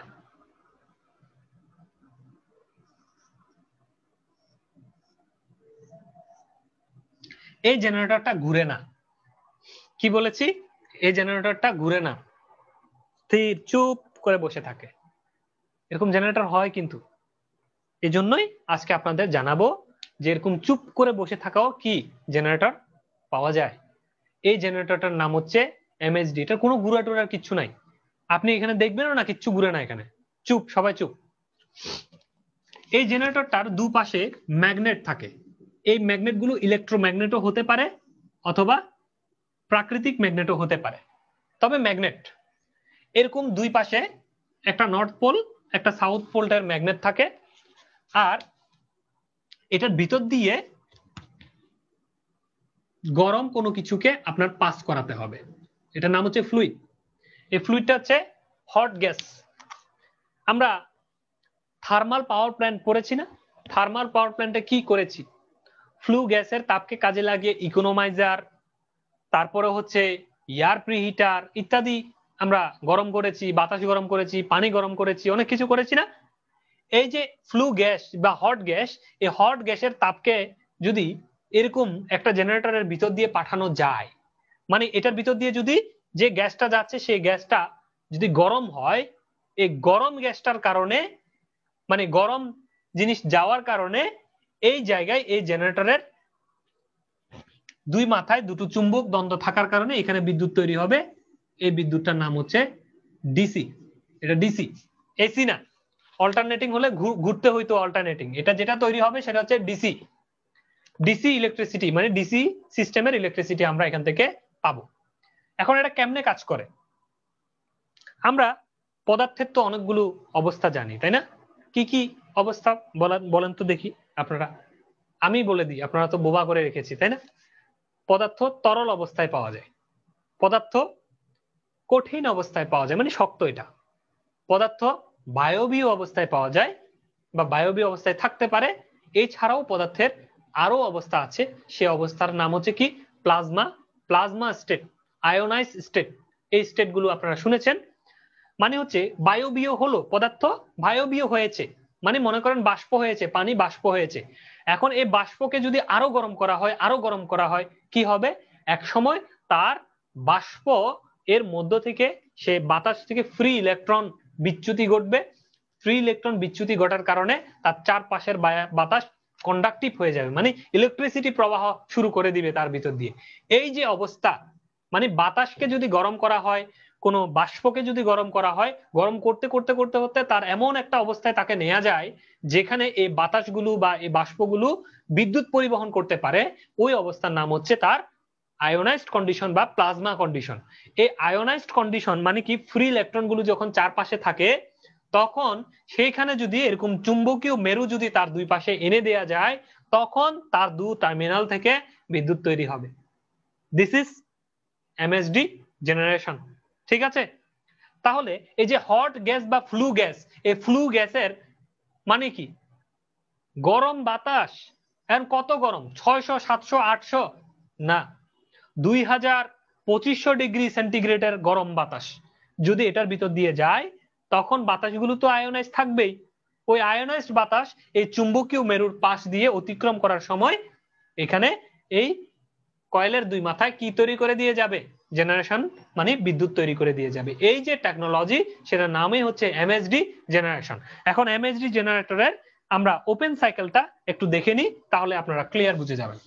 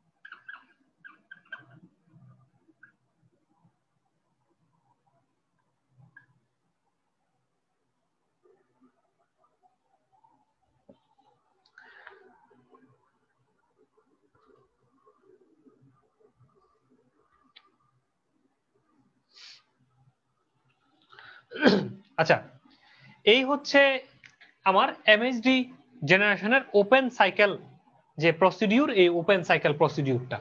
তো এটাতে আমরা কি দেখতে পাচ্ছি, এটাতে আমরা দেখতে পাচ্ছি এখানে একটা কম্বাসন চেম্বার আছে, যেরকম স্টিম টারবাইন পাওয়ার প্ল্যান্টে আপনারা দেখেছেন যে একটা কয়লা পুরানো হতো, এখানেও সেম ভাবে আমরা একটা কয়লা পুরাবো, মানে ফুয়েল, এই যে ফুয়েল আছে এই ফুয়েল দ্বারা আমরা এখানে কম্বাসন করব, সেটা কয়লা দিয়ে হোক গ্যাস দিয়ে হোক, মানে সহজ কথা এখানে আগুন ধরাবো। এখন আগুন ধরানোর পরে কি তৈরি হবে, হট গ্যাস বা ফ্লু গ্যাস তৈরি হবে, তাই না? আগুন ধরলে সেখানে তো হট গ্যাস বা আগুনের কারণে কি হয়, ফ্লু গ্যাস তৈরি হয়। এই হট গ্যাস বা ফ্লু গ্যাস একটা নজলের ভিতর দিয়ে যাবে। নজল জিনিসটা কি, নজল জিনিসটা হচ্ছে আপনারা প্রেসার ওয়াশার দেখেছেন, এই যে বিভিন্ন ওয়াশ টাশ করে গাড়ি টাড়ি, ওয়াশ করলে কি হয়, পানি হচ্ছে যে পাইপ দিয়ে নর্মালি পানি ঢুকে, কিন্তু বের হওয়ার সময় খুব জোরে ধাক্কা দিয়ে বের হয়, স্প্রে করে বের হয়। এটা কে করে, এই মাথায় যে নজলটা থাকে এই নজলটা করে। মানে হচ্ছে এটা সোজা বের হবে নাকি স্প্রে করে বের হবে, চিকন কম পানি বের হবে নাকি বেশি পানি বের হবে, এই ডিসিশনটা নেয় হচ্ছে এই মাথায় যে নজল থাকে এই জিনিসটা। মানে চিকন রাস্তা আর কি, আমাদের ডিজাইন করা রাস্তা যেখানে পানি ডুববে কিন্তু বের হইতে এই নজল যেভাবে ডিজাইন করা আছে তার উপর ডিপেন্ড করে বের হইতে হবে। তো এরকম একটা নজল নিব আমরা, যেখানে খুব মানে জোরে ডুববে কিন্তু বের হওয়ার সময় খুব স্পিডে বের হবে, কিন্তু খুব কম এরিয়া, যেটা আপনারা গ্যাস টারবাইন পাওয়ার প্ল্যান্টে দেখেছেন চিকন একটা জায়গা দিয়ে আগুনটা স্প্রে করে যাচ্ছে। এই ধরনের একটা নজল দিয়ে আমরা এখান থেকে এই হট গ্যাস গুলোকে বের করব, বের করে এরকম একটা এমএসডি জেনারেশনে দিব। ও আচ্ছা, এখানে আর একটা কাজ আছে, আর একটা কাজ কি, যখন এখানে আগুন ধরাবো কম্বাসন করব, তখন এখানে কিছু জিনিস শীত সিডিং বলবো আমরা, মানে বীজ বপন করে দেয়া বলে না, আমরা বীজ বপন করি না মাটিতে ফল পাওয়ার জন্য, ঠিক তেমন এখানে কিছু জিনিস আমরা মিক্স করে দিব। মানে আগুনটা ধরানোর সময় ওই আগুনের সাথে কিছু জিনিস মিক্স করে দেব, যেন যে ধোঁয়াটা তৈরি হয়, যে হট ফ্লু গ্যাসটা তৈরি হয়, তার মধ্যে একটা বিশেষ গুণাবলী থাকে। ঠিক আছে, সেই জিনিসটা কি, অ্যালকেলি। আপনারা নাম শুনছেন অ্যালকেলি, একটা মেটাল আর কি, অ্যালকেলি নামক একটা মেটাল আমরা এই আগুন ধরার সময় আগুনের সাথে পুরাই দিব, মানে মিক্স করে দিব। তখন এই যে কম্বাসন হবে, মানে আগুনটা যে ধরবে, তখন ওই আগুনের গ্যাসের সাথে এই অ্যালকেলি গুলো এই গ্যাসের সাথে থাকবে। এই গ্যাসের সাথে থাকলে সুবিধা কি, নরমালি যে তাপমাত্রায় আয়োনাইজড হওয়ার কথা, অ্যালকেলি করবে কি, অ্যালকেলি ওই বাতাসের সাথে থাকার কারণে আরো বেশি সে ইলেকট্রিক কন্ডাক্টিভ হয়ে যাবে, মানে খুব দ্রুত আয়োনাইজড হয়ে যাবে আর কি। অ্যালকেলি থাকার কারণে কম টেম্পারেচারেই সে আয়োনাইজড, আগে যেটা বেশি টেম্পারেচার আয়োনাইজড হতো সেটা কম টেম্পারেচারেই আয়োনাইজড হয়ে যাবে অ্যালকেলি থাকার কারণে। এই কাজটা এখানে করব, এটার নাম হচ্ছে সিডিং। ঠিক আছে, বীজ বপন বা সিডিং করা, এই সিডিংটা করে দিব এই কাজে। তাহলে এই যে বাতাস hot gas, hot flue gas গুলো আয়োনাইজড, এই আয়োনাইজড হট ফ্লু গ্যাস যখন এই এমএসডি জেনারেটরের ভিতর দিয়ে পাস করবে, এই রাস্তাটা দিয়ে যখন যাবে, এখানে কিছু ওয়্যার থাকে, মানে কন্ডাক্টর থাকে, হ্যাঁ, এই কন্ডাক্টর দিয়ে যখন পাস করবে এখানে একটা চৌম্বকীয় ফিল্ড আছে, নর্থ পোল সাউথ পোলের ফিল্ড, এই চৌম্বকীয় ফিল্ড দিয়ে হট ফ্লু গ্যাসে থাকা আয়োনাইজড এয়ার যখন পাস করবে, তখন ওই কন্ডাক্টরের মধ্যে ওই ইলেকট্রন তৈরি করবে, এবং সেই ইলেকট্রনটা ডিসি, মানে এই যে ইলেকট্রিসিটি ক্রিয়েট হবে সেটা ডিসি টাইপের ইলেকট্রিসিটি ক্রিয়েট হবে। এই ডিসি কে আমরা ইনভার্টারের সাহায্যে এসি তে রূপান্তর করে কি করব, ব্যবহার করব। ঠিক আছে, গ্রিডে তুলে দিব। এখন এদিকে কি হচ্ছে, আরো আরো কাহিনী আছে, আমরা একটু কাহিনীগুলো দেখে আসি। এরপরে জেনারেটর থেকে বের হবে না হট ফ্লু গ্যাস গুলো, হট ফ্লু গ্যাস গুলো বের হওয়ার পরে এই বাতাসটাকে আমরা কি করব, এয়ার প্রিহিটার, ও এখানে এয়ার ইন লাইন আছে, এটা হচ্ছে এয়ার ইন, এয়ার ইন মানে প্রকৃতি থেকে বাতাস এখান দিয়ে ঢুকবে। তো বাতাস ঢুকছে, কেন ঢুকছে, এই যে কম্বাসন চেম্বারে বাতাস সাপ্লাই করার জন্য ঢুকছে। এখন ঢুকার আগে একটু গরম করে দিব, মানে ফ্লু গ্যাসের তাপকে কাজে লাগিয়ে আমরা ওই বাতাসটাকে গরম করব, ইয়ার প্রিহিটার আর কি, এর আগে দেখেছেন আপনারা। তো ইয়ারটাকে প্রিহিট করে তারপরে ইয়ারটাকে কম্বাসন চেম্বারে দিব। তো এইভাবে এয়ার প্রিহিটার অতিক্রম করার পরে একটা স্টিম জেনারেটর পাওয়া যাবে। স্টিম জেনারেটরের কাজ কি, এই হট ফ্লু গ্যাসটা যাচ্ছে ওটার তাপকে কাজে লাগিয়ে আমরা এদিক দিয়ে পানি দিব, পানিটাকে গরম করে স্টিম করবে। মানে কাহিনী হচ্ছে এইখানে তো একটা এমএসডি জেনারেটর বসাইয়া বিদ্যুৎ নিচ্ছি, তারপরে এই গরম বাতাসকে কি এমনি এমনি ফেলে দিব? গরম বাতাস এমনি এমনি যাওয়ার কোনো সুযোগ নাই। এই গরম বাতাসকে আবার এদিকে আরেকটা সাইকেল মানে স্টিম ইঞ্জিন চালাবো আর কি, আবার মানে এখানে একটা টারবাইন টুরবাইন দিয়ে আবার একটা স্টিম টারবাইন চালাইয়া আবার বিদ্যুৎ নিব আর কি। আমরা এই তাপটাকে বাইরে ছাড়ার আগে আরেকটু ব্যবহার করে নিব, ডুয়েল সাইকেল আর কি। তো এরপরে এইখানে এই স্টিম জেনারেটরের সাহায্যে স্টিম তৈরি করব। তৈরি করার পরে এই স্টিম করবে কি, এইভাবে করে এই টারবাইনের কাছে আসবে, এই টারবাইনকে ঘুরাবে, অল্টারনেটরকে ঘুরাইয়া এইখানে আরেক দফা বিদ্যুৎ তৈরি করবে। ওকে, এরপরে এইখান থেকে এই স্টিমটা মানে কিছুটা ঠান্ডা হবে, ঠান্ডা হয়ে এখানে কন্ডেন্সারের কাছে দিব, কন্ডেন্সার আরো ঠান্ডা করবে, করে এখানে ফিড পাম্পের কাছে দিব, ফিড পাম্প এই পানিটাকে আবার স্টিম জেনারেটরে পাঠিয়ে দিবে, আবার স্টিম তৈরি হবে, মানে এখানে একটা সাইকেল চলতে থাকবে। এরপরে দিয়ে এই স্টিম তৈরি করার পরে এই ফ্লু গ্যাস এইখানে আসলো, এসে এইখানে একটা ইউনিট আছে, এই ইউনিটের নাম হচ্ছে সিট রিকভারি। কি নাম হচ্ছে? Seat recovery. সিট রিকভারি মানে কি, এইখানে যে আপনি অ্যালকেলি যোগ করে দিয়েছেন না, এই অ্যালকেলি গুলো তো খুব দামি, তাই না? আপনি অ্যালকেলি দিতে থাকবেন আর এটা প্রকৃতিতে যেতে থাকবে, প্রকৃতির ক্ষতি করতে থাকবে, আর আপনি বাজার থেকে নতুন করে অ্যালকেলি কিনে এনে শুধু যোগ করতে থাকবেন। এটা কি হয়? হয় না। সেজন্য যে অ্যালকেলি এখানে মিক্স করেছিলেন সেটা কিন্তু বাতাসের সাথে আছে। এইবার বাতাসের থেকে তাকে যদি ধরে নেওয়া যায়, তাহলে এখান থেকে যে অ্যালকেলি পাবো সেটা আবার এখানে নিয়ে গিয়ে আমি ব্যবহার করতে পারবো না, আমার লাভ হলো না। এই জন্য এখানে সিট রিকভারি। সিট রিকভারি মানে হচ্ছে যে অ্যালকেলিটা আপনি এখানে যোগ করেছিলেন, সেই অ্যালকেলিটাকে একটা প্রসেসের মাধ্যমে এই বাতাস থেকে আমরা নিয়ে ফেলবো। এই নিয়ে ফেলার যে ইউনিট, তার নাম হচ্ছে সিট রিকভারি ইউনিট। এই সিট রিকভারি ইউনিট থেকে আমরা নিয়ে পরবর্তী ব্যবহার করতে পারবো। আরেকটা ইউনিট আছে দেখেন এইভাবে করে, মেকআপ ফিট। মেকআপ ফিট মানে হচ্ছে এইখানে কম্বাসন চেম্বারে যে সিট গুলো দেওয়া হয়েছে, অ্যালকেলি দেওয়া হয়েছে, এই অ্যালকেলির কারণে এখানে আমরা মেপে দেখব যে বাতাসটা কি পরিমাণ আয়োনাইজড হয়েছে। যদি আমি দেখি যে আয়োনাইজ তেমন একটা হয় নাই, মানে আরো লাগবে, তখন এইখান থেকে অ্যালকেলি ডাইরেক্ট এই মেকআপ ফিডের মাধ্যমে এখানে কিছু অ্যালকেলি স্প্রে করে দিব এই বাতাসের লাইনে, তখন এই বাতাসটা অটোমেটিক আয়োনাইজড হয়ে যাবে। বুঝা গেল? এই হচ্ছে সিট রিকভারি থেকে আমরা সিটটাকে নিব, তার পাশাপাশি যদি প্রয়োজন হয় তখন মেকআপ ফিডের মাধ্যমে এখানে কিছু অ্যালকেলি আবার মিক্স করে দিব বাতাসের সাথে। ওকে, এরপরে এই যে বাতাসটা মানে হট ফ্লু গ্যাসটা সিট রিকভারি ইউনিটের পরে গেল, মানে সেখানে গিয়ে তো আর তার মধ্যে কি থাকে না, কোনো অ্যালকেলি ট্যালকেলি নাই। কিন্তু আমরা জানি বাতাস যখন পুড়ে মানে পোড়া বাতাস আর কি, যেটাকে বলি ফ্লু গ্যাস, ফ্লু গ্যাসের সাথে কি থাকে?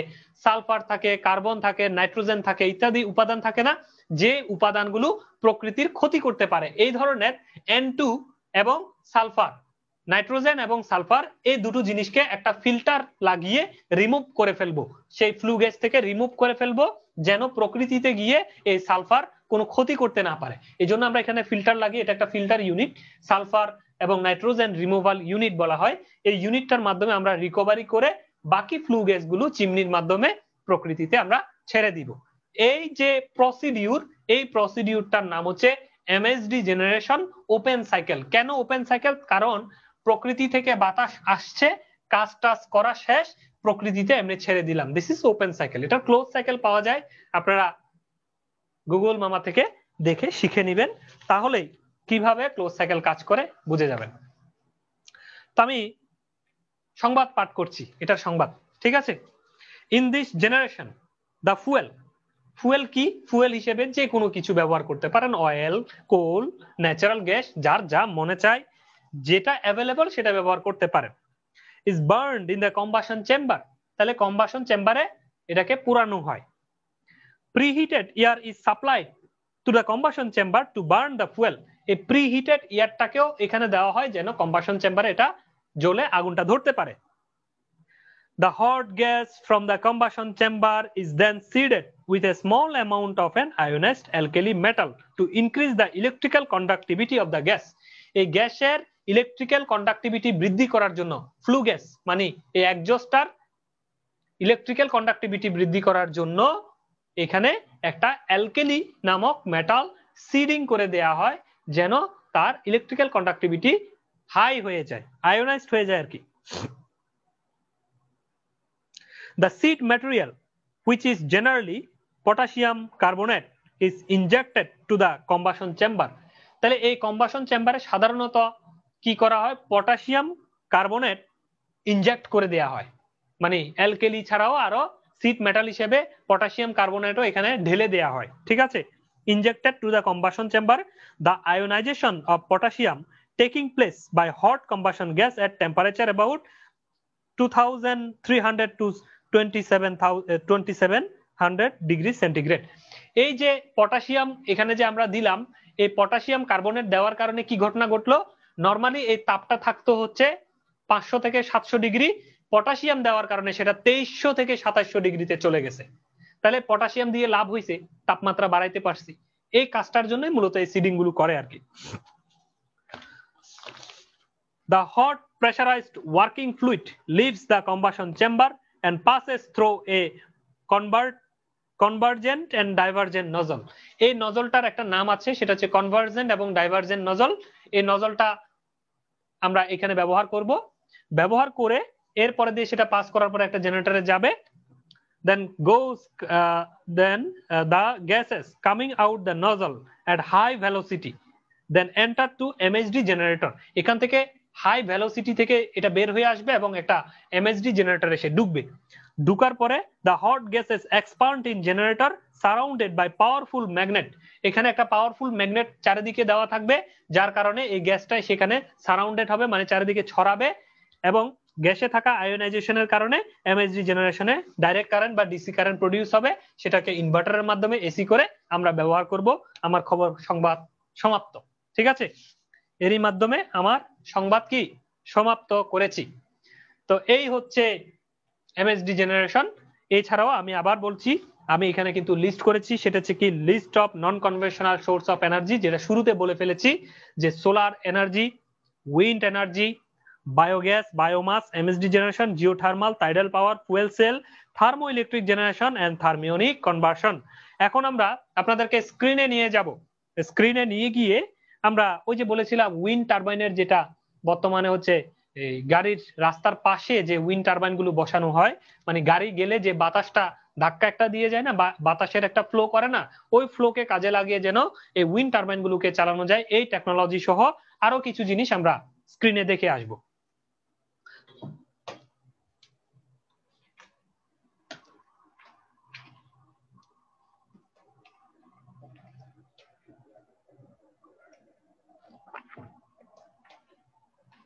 সবাই মিউট থাকবেন, আমি কিন্তু আনমিউট করে দিচ্ছি আপনাদের থেকে প্রশ্ন করার সুবিধা হওয়ার জন্য। নিজ দায়িত্বে মিউট থাকবেন, কেউ কথা বলতে চাইলে আনমিউট করে কথা বলতে পারবেন। আমি আপনাদেরকে স্ক্রিনে নিয়ে যাচ্ছি।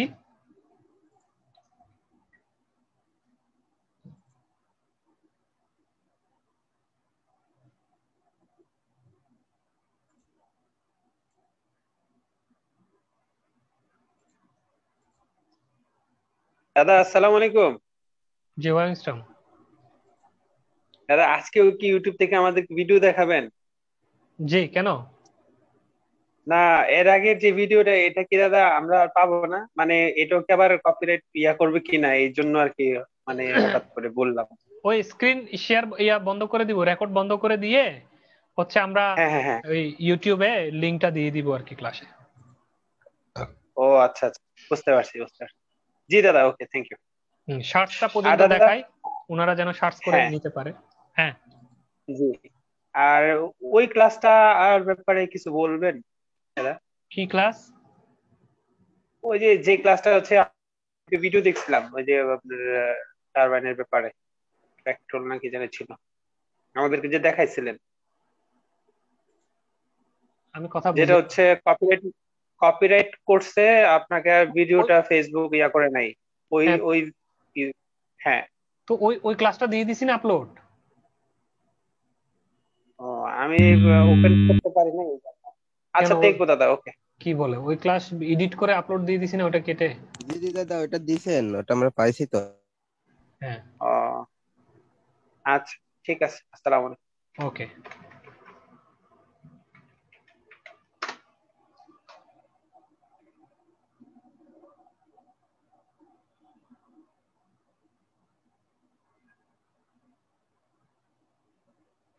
আচ্ছা, আগের আমলের যে উইন্ড টারবাইন গুলো ছিল আমরা একটু একটু দেখি।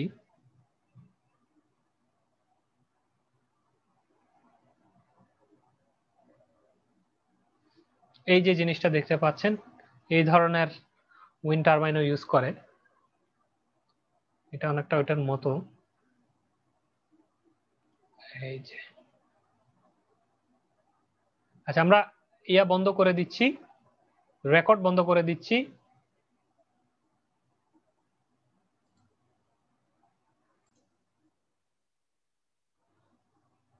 আপনাদের ভিতর থেকে যারা হ্যান্ড রাইজ করেছেন, যে প্রথমে বলবেন হচ্ছে মামুন সরকার।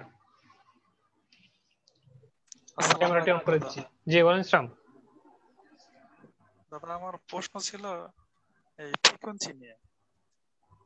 জি মানে দাদা আমার প্রশ্ন ছিল মানে ফ্রিকোয়েন্সি নিয়ে, যে একটা টারবাইন থেকে মানে আমরা যে বিদ্যুৎটা পাচ্ছি অল্টারনেটলি যাচ্ছে, হয়তো যত ভোল্টেজ মানে হয়তো 5 মেগাওয়াট বা 10 মেগাওয়াট আমরা পাচ্ছি, কিন্তু এই ফ্রিকোয়েন্সি যে 85 যে হবে এর কোনো মানে তো নাই। মানে অন্য জায়গায় তো 60ও আছে বা 25ও আছে, বা ফ্রিকোয়েন্সিটা যে মানে এটাই যে তৈরি হবে মানে এটা কিভাবে হচ্ছে, মানে এই কারণে স্পিড একটা নির্দিষ্ট স্পিডে ঘুরালে ফ্রিকোয়েন্সি ঠিক থাকবে। ওই স্পিডের উপরেই কি মানে পোল 50 বা সংখ্যা, 60 নির্ভর করে নাকি? যে পোল সংখ্যা কত কত পোল সংখ্যার মেশিন ব্যবহার করতেছেন সেটার উপর ডিপেন্ড করে স্পিডটা। এগুলো তো সব সিনক্রোনাস মেশিন, তাই না? এটা তো বুঝেন, জেনারেটর হিসেবে বা অল্টারনেটর হিসেবে যেটা ব্যবহার করা হয় সেটা কি সিনক্রোনাস মেশিন। তাহলে আমরা নরমালি সিনক্রোনাস স্পিডের শর্ত কি জানি? সিনক্রোনাস মেশিনের বা সিনক্রোনাস স্পিড হচ্ছে ns is equal to ns equal to 120 p by f P. by p। এখন আপনি যে মেশিনটা ব্যবহার করছেন সেটার পোল সংখ্যা, এখন আপনার ফ্রিকোয়েন্সি এই এফ এর মানটা রাখতে হবে 50। তাহলে এটা 50 রাখতে গেলে পোল সংখ্যা মনে করেন ফিক্সড।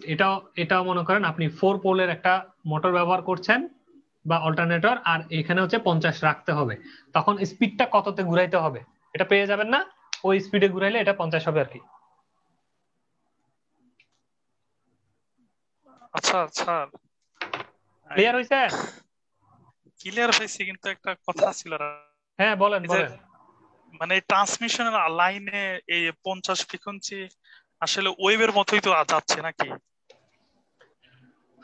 এটা এটা নিয়ে কনফিউশন। এই যে এটা তার, এই তারের মধ্য দিয়ে কারেন্ট গুলো এভাবে এঁকে বেঁকে চলে।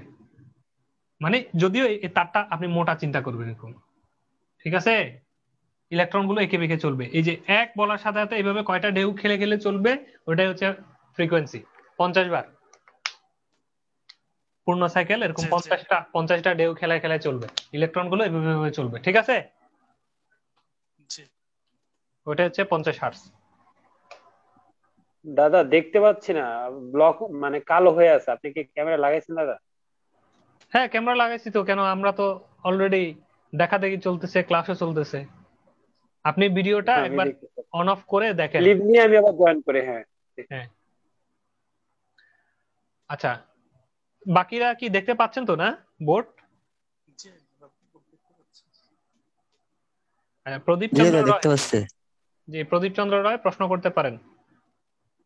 মামুন সরকার আর তো কোনো প্রশ্ন নাই আপনার? জি না, ঠিক আছে।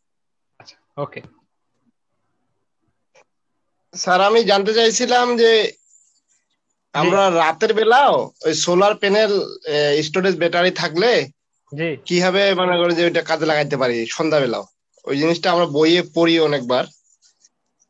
কেন, কিছুক্ষণ আগেই তো ডায়াগ্রাম এঁকে আপনার বাসা বাড়িতে কিভাবে কানেকশন দিবেন দেখাইলাম। আমি ওইটা বলতেছি না স্যার, যে আপনি দেখাইলেন যে আমাদের ইলেকট্রন প্রোটন সূর্যের আলোতে।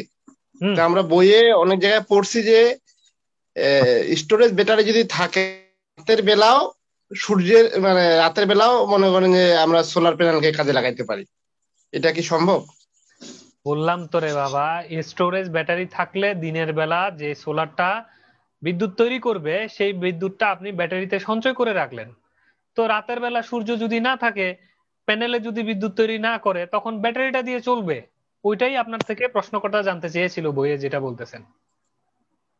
আচ্ছা বুঝতে পারছেন? মানে রাতের বেলা চলবে ব্যাটারি দিয়ে, আর দিনের বেলা চলবে হচ্ছে এই ব্যাটারিটা চার্জ হবে, তার পাশাপাশি লোড গুলোকে সাপ্লাই করবে। স্যার আরেকটা জিনিস সেটা হচ্ছে যে আমাদের কি বলে সোলার প্যানেল কত প্রকারের হয়, মানে আমি জানতে চাইছিলাম যে অফ গ্রিড অন গ্রিড এটা সম্বন্ধে একটু বললে ভালো হতো। অফ গ্রিড অন গ্রিড এই দুইটা আলাদা জিনিস। অফ গ্রিড মানে হচ্ছে কোনো একটা নির্দিষ্ট এলাকাকে আপনি সাপ্লাই করবেন, কিন্তু আপনি গ্রিডের যে লাইন সেটার সাথে কানেক্টেড থাকবেন না। আপনি মনে করেন যে 2 মেগাওয়াটের একটা সোলার প্ল্যান্ট বান্দরবনে গিয়ে বসালেন, বসাইয়া আপনি বললেন যে বান্দরবনের 2 মেগাওয়াট আমি সাপ্লাই দিব, বান্দরবনবাসী জাতীয় গ্রিডের সাথে আউট, দরকার নাই তোমরা থাকা জাতীয় গ্রিডের সাথে। এই জন্য পিজিসিবির লাইনের সাথে আউট করে, পিডিবির লাইনের সাথে আউট করে আপনি প্রদীপ কুমার রয় পাওয়ার কোম্পানি লিমিটেড নামের একটা, প্রদীপ চন্দ্র রায় পাওয়ার কোম্পানি লিমিটেড একটা কোম্পানি খুলে আপনি ওই এলাকায় রাজত্ব কায়েম করলেন, ওই এলাকায় সাপ্লাই করলেন, ওই এলাকায় বিদ্যুৎ বিক্রি করা শুরু করলেন। এই সিস্টেমটা হচ্ছে অফ গ্রিড সিস্টেম। এখন এটা কোথায় হয়? এটা আইসোলেটেড দ্বীপ, আইসোলেটেড অঞ্চল সমূহে এই ধরনের অফ গ্রিড সিস্টেম। মনে করেন আপনি এখন সন্দ্বীপে তো বিদ্যুৎ চলে গেছে, আগে যখন সন্দ্বীপে বিদ্যুৎ ছিল না, ওখানে যদি আপনি পাওয়ার প্ল্যান্ট বসাইয়া যদি সন্দ্বীপবাসীকে বিদ্যুতের সকল সুযোগ সুবিধা দিতেন, সোলার দিয়ে হোক যেটা দিয়ে হোক, ওই সিস্টেমটা জাতীয় গ্রিড থেকে আলাদা। জাতীয় গ্রিডের কোনো লাইন গিয়ে আপনার এই লাইনের সাথে লাগে নাই, তার মানে এটাকে বলা হয় অফ গ্রিড। আর যদি জাতীয় গ্রিডের সাথে আপনি লাগান, সেক্ষেত্রে তার নাম হবে on grid. Hybrid hybrid hybrid hybrid মানে হচ্ছে বেসিক্যালি ইলেকট্রিসিটিটা আপনি এই যে অন গ্রিড যে সিস্টেমটা, এই অন গ্রিড সিস্টেমটা এক প্রকার হাইব্রিড সিস্টেম। মানে হচ্ছে ইলেকট্রিসিটিটা আপনি বিদ্যুৎ বিভিন্ন যে মেশিন বা রোটর সেটাকে ঘুরিয়ে তৈরি করবেন, মানে কয়লা টয়লা চালাইয়া বিদ্যুৎ তৈরি করবেন। আবার দিনের বেলা করবেন কি, ব্যাটারি ওই যে যে সোলার আছে, এই সোলার দিয়ে হচ্ছে বিদ্যুৎ তৈরি করবেন। এখন দুইটাকে মিক্স করে যে বিদ্যুৎ আপনি পাবেন, মানে দিনের বেলা হচ্ছে সোলার, আবার সোলার যদি কমে যায়, সোলার যদি একটু মেঘলা আকাশ থাকে, তখন বিদ্যুৎ তো জনগণকে দিতে হবে, তখন আপনি করলেন কি, তখন তেল তুল চালিয়ে মানে ফুয়েল টুয়েল পুড়িয়ে ওই স্টিম টারবাইন দিয়ে তৈরি করলেন বা গ্যাস টারবাইন দিয়ে তৈরি করলেন। মানে সোলার যখন থাকবে না তখন অন্য কিছু থাকবে, আবার অন্য কিছু বন্ধ করে দিবেন যখন সোলার থাকবে। এই দুইটাকে কম্বিনেশন করে যে পদ্ধতি, ওটা হচ্ছে হাইব্রিড টেকনোলজি। আচ্ছা বুঝছি স্যার। স্যার আরেকটা জিনিস জানতে চাইছিলাম, আমি একবার স্যার পঞ্চগড়ে ঘুরতে গেছিলাম, হ্যাঁ, মানে একবারে পঞ্চগড়ে 0 পয়েন্টে বাংলাবান্ধা। তো ওইখানে দেখলাম স্যার ইন্ডিয়ান বর্ডার। তো ইন্ডিয়ান বর্ডারের ওখানে মানে পাহাড়ের মতো ছোট ছোট পাহাড় আর কি, বড় পাহাড়ও আছে ছোট পাহাড়ও আছে। তো ওখানে স্যার আপনাদের পিজিসিবিতে যেমন যেমন ফাঁকা জায়গায় যেমন বড় বড় আপনারা পিলার পিলার বলতে গেলে টাওয়ার টাওয়ার তৈরি করেন, সেই টাওয়ার গুলা স্যার অনেক মনে করেন যে কয়েক হাজার হবে, ওগুলাতে কোনো তার নাই কিছু নাই, কিন্তু ওগুলা ফেলে রাখছে এবং কাছাকাছি মানে 50 ফিট দূরে দূরেই, এবং সোজা বেকা তেরা যেখানে পাইছে মনে করে ইচ্ছা মতো ওরা গায়ে রাখছে। এগুলা কিসের জন্য স্যার? আমি জানি না এটা কেন, এটা কেন করছে আমি জানি না আর কি। ছবি টবি যদি দেখতাম, হয়তো কমিউনিকেশন কোনো টাওয়ার হইতে পারে, মানে খুব কাছাকাছি একেবারে টাওয়ার গুলা।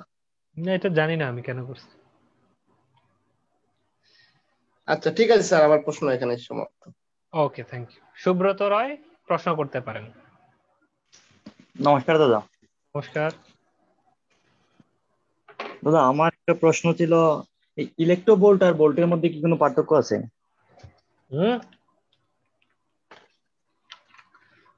আজকে কেন এই প্রশ্ন? সেদিন করতে পারিনি দাদা, বলছিলাম ইলেকট্রন ভোল্ট। জি, গত ক্লাস দেখে নিবেন। গত ক্লাসে 1 ইলেকট্রন ভোল্ট সমান সমান আমাদের কত মেগাওয়াট বা কত ওয়াট। মূলত ইলেকট্রন ভোল্টটা হচ্ছে পাওয়ারের একক। ইলেকট্রন ভোল্ট দেখে ভোল্টেজ ভাববেন না। ইলেকট্রন ভোল্টটা কি? পাওয়ারের একক। একটা ইলেকট্রন মানে একটা এই অ্যাটম কি পরিমাণ পাওয়ার বা এনার্জি তৈরি করতে পারে, এটার এই ইউনিট হচ্ছে ইলেকট্রন ভোল্ট, ইভি নামে ডাকে। এই electron volt 1 electron volt is equal to কত? গত ক্লাসে আমি অঙ্ক করাইছি, সেখানে দেখে নেবেন। ঠিক আছে? আচ্ছা দাদা। আর আরেকটা কোয়েশ্চেন দাদা, আমি জানি তো মনে করেন আমরা যে যতটুকুই জেনারেশন করা হয় বা ভোল্টেজ উৎপাদন করা হয় সবই এসি উৎপাদিত হয়। তাহলে আপনার দেখলাম এই যে এমএসডি এটা তো ডিসি উৎপাদন করা হয়। হ্যাঁ, ডিসি করে এরপর ইনভার্টার দিয়ে এসি করে। কেন সোলার দিয়ে যেটা হয়, সোলার দিয়ে তো ডিসি পাওয়া যায়, তো ডিসিটাকে তো আমরা এসি করতেছি ইনভার্টার লাগিয়ে। জি, এইটাই দাদা বুঝছি। ওকে, আর আরেকটা কোয়েশ্চেন ছিল দাদা, আপনি বলছিলেন যে সোলার প্যানেলে 0.5 ভোল্ট উৎপাদন হয়, এটা কি একটি হোল আর একটি ইলেকট্রনের জন্য 0.5 ভোল্ট উৎপাদন হয়? না না, এটা একটা সেল বলে, একটা সেল মানে ছোট্ট একটা সেলে 0.5। যেরকম আমরা যে ব্যাটারি বলি, ব্যাটারি কি, ব্যাটারি তো আসলে ব্যাটারি বলতে কিছু নাই, অনেকগুলো সেলকে সিরিজে জি জি, লাগাইয়া একটা ব্যাটারি বানানো হয়। ব্যাটারি তৈরি করা হয়। একটা সেলের ভোল্টেজ কত, 1.5 থেকে 2.2 ভোল্ট পর্যন্ত হয়ে থাকে। তো এখন ঠিক জি তেমনি এই সোলারেরও ছোট্ট একটা যে ইউনিট, এটার নাম হচ্ছে সোলার সেল। একটা সোলার সেলে 0.5 ভোল্ট, এরপর আপনি যতগুলো লাগান, ভোল্টেজ যত দরকার ততগুলো সিরিজ প্যারালাল বিভিন্ন কিছু করে লাগায় আর কি। জি, বুঝতে পারছি এটি। ওকে ওকে, দাদা, থ্যাংক ইউ। বাদন কুমার মজুমদার, প্রশ্ন করতে পারেন। নমস্কার হ্যাঁ নমস্কার। স্যার। ওই সোলার প্যানেলের যে স্যার আলাদা আলাদা সেল গুলো থাকে স্যার, ওগুলো কি স্যার কোনো প্রাকৃতিক কোনো কাঁচামাল দিয়ে কি স্যার বানানো সম্ভব? এই মানে এতক্ষণ বললাম কি, আর এই ছেলে এখন বলে কি? বললাম না বালি স্যার, বালি বালি দিয়ে জি স্যার, এটার মধ্যে ডোপিং করে বানায় এগুলা। সেটাই বলতেছি যে স্যার মানে কোনো মেশিন মেকানিজম ছাড়া কি কখন মানে বানা পসিবল? কেমনে বানাবেন আপনি? বালির থেকে কার্বন মুক্ত করতে গেলে সেটাকে একটা গ্যাস সার্কেলের মধ্যে পরিচালনা করা লাগবে। হ্যাঁ, সেখান থেকে কার্বনটাকে ফ্রি করে তারপরে সিলিকন পাবেন। ওই সিলিকন গুলোকে এবার গুঁড়া করে পেস্ট বানাবেন কেমনে? এই জিনিসগুলো মেশিন ছাড়া, হয়তো আগে কোনো এক সময় এটাকে গুঁড়া করতো, বেটে ফেলতো, বেটে ওগুলোকে ময়দার মতো করে পেস্ট বানাইয়া একটা এ, বানাইতো, কিন্তু এটা তো মাইক্রোমিটার হইতে হবে, খুব পাতলা হইতে হবে। তা আপনি যেটা বানাবেন এটা তো মোটা, হাতে ধরা যাবে। তা এখন এই কাজগুলো মেশিন ছাড়া কেমনে বানাবেন? জি স্যার, বুঝতে পারছি স্যার। স্যার আর ওই ওয়াইন্ডের পাখাগুলা কিসের তৈরি স্যার, যে এত মানে বাতাসে যে এত স্টিলের ঘোরে? স্টিলের এসএস স্টিলের তৈরি হয় সাধারণত, ও, কালার করা যায়। জি স্যার, বুঝতে পারছি স্যার, ঠিক আছে স্যার। ওকে, আচ্ছা এখানে প্রশ্ন একজন করেছেন, ইউটিউবে ভিডিও আছে বালি থেকে কিভাবে পিসিবি বানায়। আচ্ছা, হ্যাঁ এই ভিডিওগুলো দেখতে পারেন। আসলে অনেকগুলো মেথড আছে, তবে হোমমেড আমার মনে হয় না এটা খুব কাজ করবে, কারণ বানাইলেন আপনি, বানানোর পরে এরপরে দিয়ে এটাকে আপনি পাতলা পাতলা করে কেমনে কাটবেন, মাইক্রোমিটার পাতলা। তো সেজন্য সাধারণত এটা ইফেক্টিভ না আর কি, তবে মেশিনেই ভালো হয় আর কি। আচ্ছা, সিবি সৈকত সাহা আরেকটা প্রশ্ন করেছেন, হাউ হিটসিঙ্ক ওয়ার্ক। হিটসিঙ্ক কি? হিটসিঙ্ক হচ্ছে যখন কোনো একটা মেশিনে তাপ তৈরি হবে, সেটা ইলেকট্রনিক কোন একটা ডিভাইস হইতে পারে, যেমন মোসফেট, তারপরে হচ্ছে বড় ট্রানজিস্টর, আইজিবিটি, এই ধরনের ডিভাইসে যখন প্রচুর পরিমাণে হচ্ছে ইলেকট্রন প্রবাহিত হবে, তখন সেখানে গরম হবে, হিট প্রডিউস হবে। এই হিট গুলোকে বাইরের প্রকৃতিতে ছেড়ে দেয়া, মানে অ্যালুমিনিয়ামের একটা পাত নিব, এই ডিভাইস গুলো থেকে তাপটাকে অ্যালুমিনিয়ামের পাতটা শোষণ করে নিবে, নিয়ে প্রকৃতিতে ছেড়ে দিবে। এই যে প্রসেস, এটাই হচ্ছে হিটসিঙ্ক। মানে এই অ্যালুমিনিয়ামের পার্টটাকে আমরা হিটসিঙ্ক নামে ডাকবো, যেটার মাধ্যমে সেই ডিভাইস থেকে হিটটাকে নিয়ে প্রকৃতিতে ছেড়ে দিবে। এমডি আসাদুল্লাহ প্রশ্ন করতে পারেন। সরি, এমডি বলছি, এইচ এম আসাদুল্লাহ। জি স্যার, শুনতে পাচ্ছেন? হ্যাঁ পাচ্ছি ভাই, বলেন। স্যার, উইন্ড পাওয়ার স্টেশনে স্যার স্পিডটা কিভাবে বজায় থাকে, সিনক্রোনাস স্পিডটা স্যার? বাতাসের গতি তো সবসময় সমান থাকে না। গিয়ার সেখানে কিছুক্ষণ আগে আপনারা খেয়াল করলে ভিডিওতে দেখবেন, সেখানে কিছু গিয়ার মেকানিজম থাকে, আর এই উইন্ডটাকে মনিটর করার জন্য একটা সেন্সর থাকে, যেটা আপনারা ওই আবহাওয়া অফিসে দেখবেন সাইকেলের বাটির মতো বাটিগুলা ঘুরে, ঠিক এইগুলোকেই হচ্ছে যে সেন্সর, মূলত হচ্ছে যে ওগুলো সেন্সর, স্পিড সেন্সরে লাগায় আর কি, উইন্ড স্পিড মাপার জন্য। তো এই উইন্ড স্পিডটা পরিমাপ করে, দেখে যে যদি এখন বেশি গতি হয় তাহলে গিয়ার গুলোকে স্লো করে দেয়, তখন বাতাসের ধাক্কা গিয়ে বেশি ঘুরাইতে পারে না। ওই বেশি ধাক্কা দেওয়ার পরেও কম ঘুরে আর কি, আগে যেটুকু ঘুরতো ওইটুকুই ঘুরে।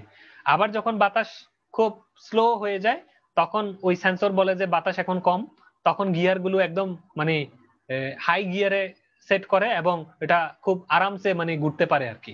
মানে খুব দ্রুত চাইলে হচ্ছে খুব আস্তে ধাক্কা দিলে অনেক ঘুরে যায়, ওইরকম পজিশনে সেট হয়। যেরকম আপনারা দেখবেন গাড়ি স্লো গিয়ার মানে গিয়ার নাম্বার 1 যারা মোটরসাইকেল চালান জানবেন, খুব আস্তে যায় কিন্তু শক্তি বেশি। আবার 4 নাম্বার গিয়ারে হচ্ছে খুব দ্রুত যায় কিন্তু শক্তি কম। এই ধরনের আর কি, এই যে গিয়ার মেকানিজমটা অটো শিফটিং হয়, ভিতরে গিয়ার বক্স আছে, সেটা দিয়ে মূলত স্পিডটাকে কন্টিনিউ একটা মানে ঠিক স্পিডে রাখে আর কি। জি স্যার, ধন্যবাদ। দাদা যে কোনো দিক থেকে বাতাস আসলেই কি ও একই রোটেশনে ঘুরবে? যে একই রোটেশনে বলতে সে তার শুধুমাত্র ব্লেড গুলো ঘুরে না, তার বডিটাও ঘুরে। আমি আপনাকে টেবিল ফ্যান দিয়ে বুঝাই। টেবিল ফ্যান কি করে, একদিক থেকে আরেক দিকে আপনি যদি ওই পিছনের যে ডান্ডাটা এটা তুলে টেনে ধরলে কি হয়, একদিক থেকে আরেক দিকে ছড়ায় না, চারিদিকে ঘুরে ঘুরে সে বাতাস দেয় না?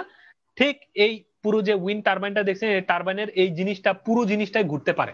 এখন বাতাস কোন দিক থেকে ধাক্কা দিলে তাকে এমন ভাবে সেট করা থাকে, বাতাস যেদিকে সে তার উল্টা দিকে চলে যাবে, মানে ধাক্কা খেয়ে উল্টা দিকে গিয়ে সে তার স্পিডটা একই দিকে করে রাখবে। আচ্ছা দাদা, আস্তে বাতাস যখন হয় তখন মনে করেন সে 1 মেগাওয়াট দিচ্ছে, জোরে বাতাসের সময় তো সে ওই বেশি পাওয়ার দিবে। 1 মেগাওয়াটে দিবে। তাকে তো গিয়ার হাই গিয়ারে সেট করবেন, জোরে বাতাসে সরি লো গিয়ারে সেট করবেন। লো গিয়ার মানে হচ্ছে তাকে ধাক্কা দিয়ে সরাইতে পারবে না বাতাসে, তাকে ওই আগের যে আরপিএম এ ঘুরতেছে সে এখনো সেম আরপিএম এ ঘুরবে। আচ্ছা, তার মানে প্ল্যান্ট যদি 1 মেগাওয়াটের তৈরি করা হয় যে উইন্ড মিল, সে কন্টিনিউ 1 মেগাওয়াটে দিবে। সে জোরে বাতাস হলেও 1 মেগাওয়াট দিবে, আস্তে বাতাস হলেও 1 জি মেগাওয়াট জি দিবে। জি জি জি আচ্ছা এখানে বাতাস ধন্যবাদ। জোরে আর আস্তে বড় কথা না, তার জন্য সে আস্তে হলে সে তার গিয়ারটাকে শিফট করবে, আস্তে চলার মতো উপযোগী করে নিবে, আর জোরে হলে সে সেটাকে বাধা দিয়ে সে আগের স্পিডটা বজায় রাখার জন্য গিয়ারটাকে লোতে সেট করে সে আগের স্পিড বজায় রাখবে। এই জন্য আস্তে হোক জোরে হোক তার এটা কোনো ইফেক্ট আসে না। আচ্ছা আচ্ছা দাদা। দাদা আর ওই যে প্রদীপ দা একটা আপনাকে কথা বললো না, পঞ্চগড়ের যে টাওয়ার আছে কিছু, জি ওখানে কিছু ট্রান্সমিশন লাইন আছে আর কিছু কিছু এমনি টাওয়ার আছে। আমি তো ঠাকুরগাঁও পল্লী বিদ্যুতে জব করি, আমার সাইড আছে তো পঞ্চগড়ে। আচ্ছা আমি গেছিলাম কিছুদিন আগে, ছবি তুলছিলাম, আপনাকে আমি দাদা পার্সোনাল ভাবে ছবিটা দিয়ে দেবো। ঠিক আছে, দিয়েন, আমি দেখে কিছু বোঝার চেষ্টা পাই কিনা দেখি। আচ্ছা আচ্ছা দাদা, ঠিক আছে। এইচ এম আসাদুল্লাহ, প্রশ্ন শেষ আপনার? ওকে জি স্যার, শেষ। ওকে, এমডি ইমরান হোসেন যে প্রশ্ন করতে পারেন। আসসালামু আলাইকুম দাদা। ওয়ালাইকুম আসসালাম। দাদা ভালো আছেন? আছি ভাই, ভালো আছি।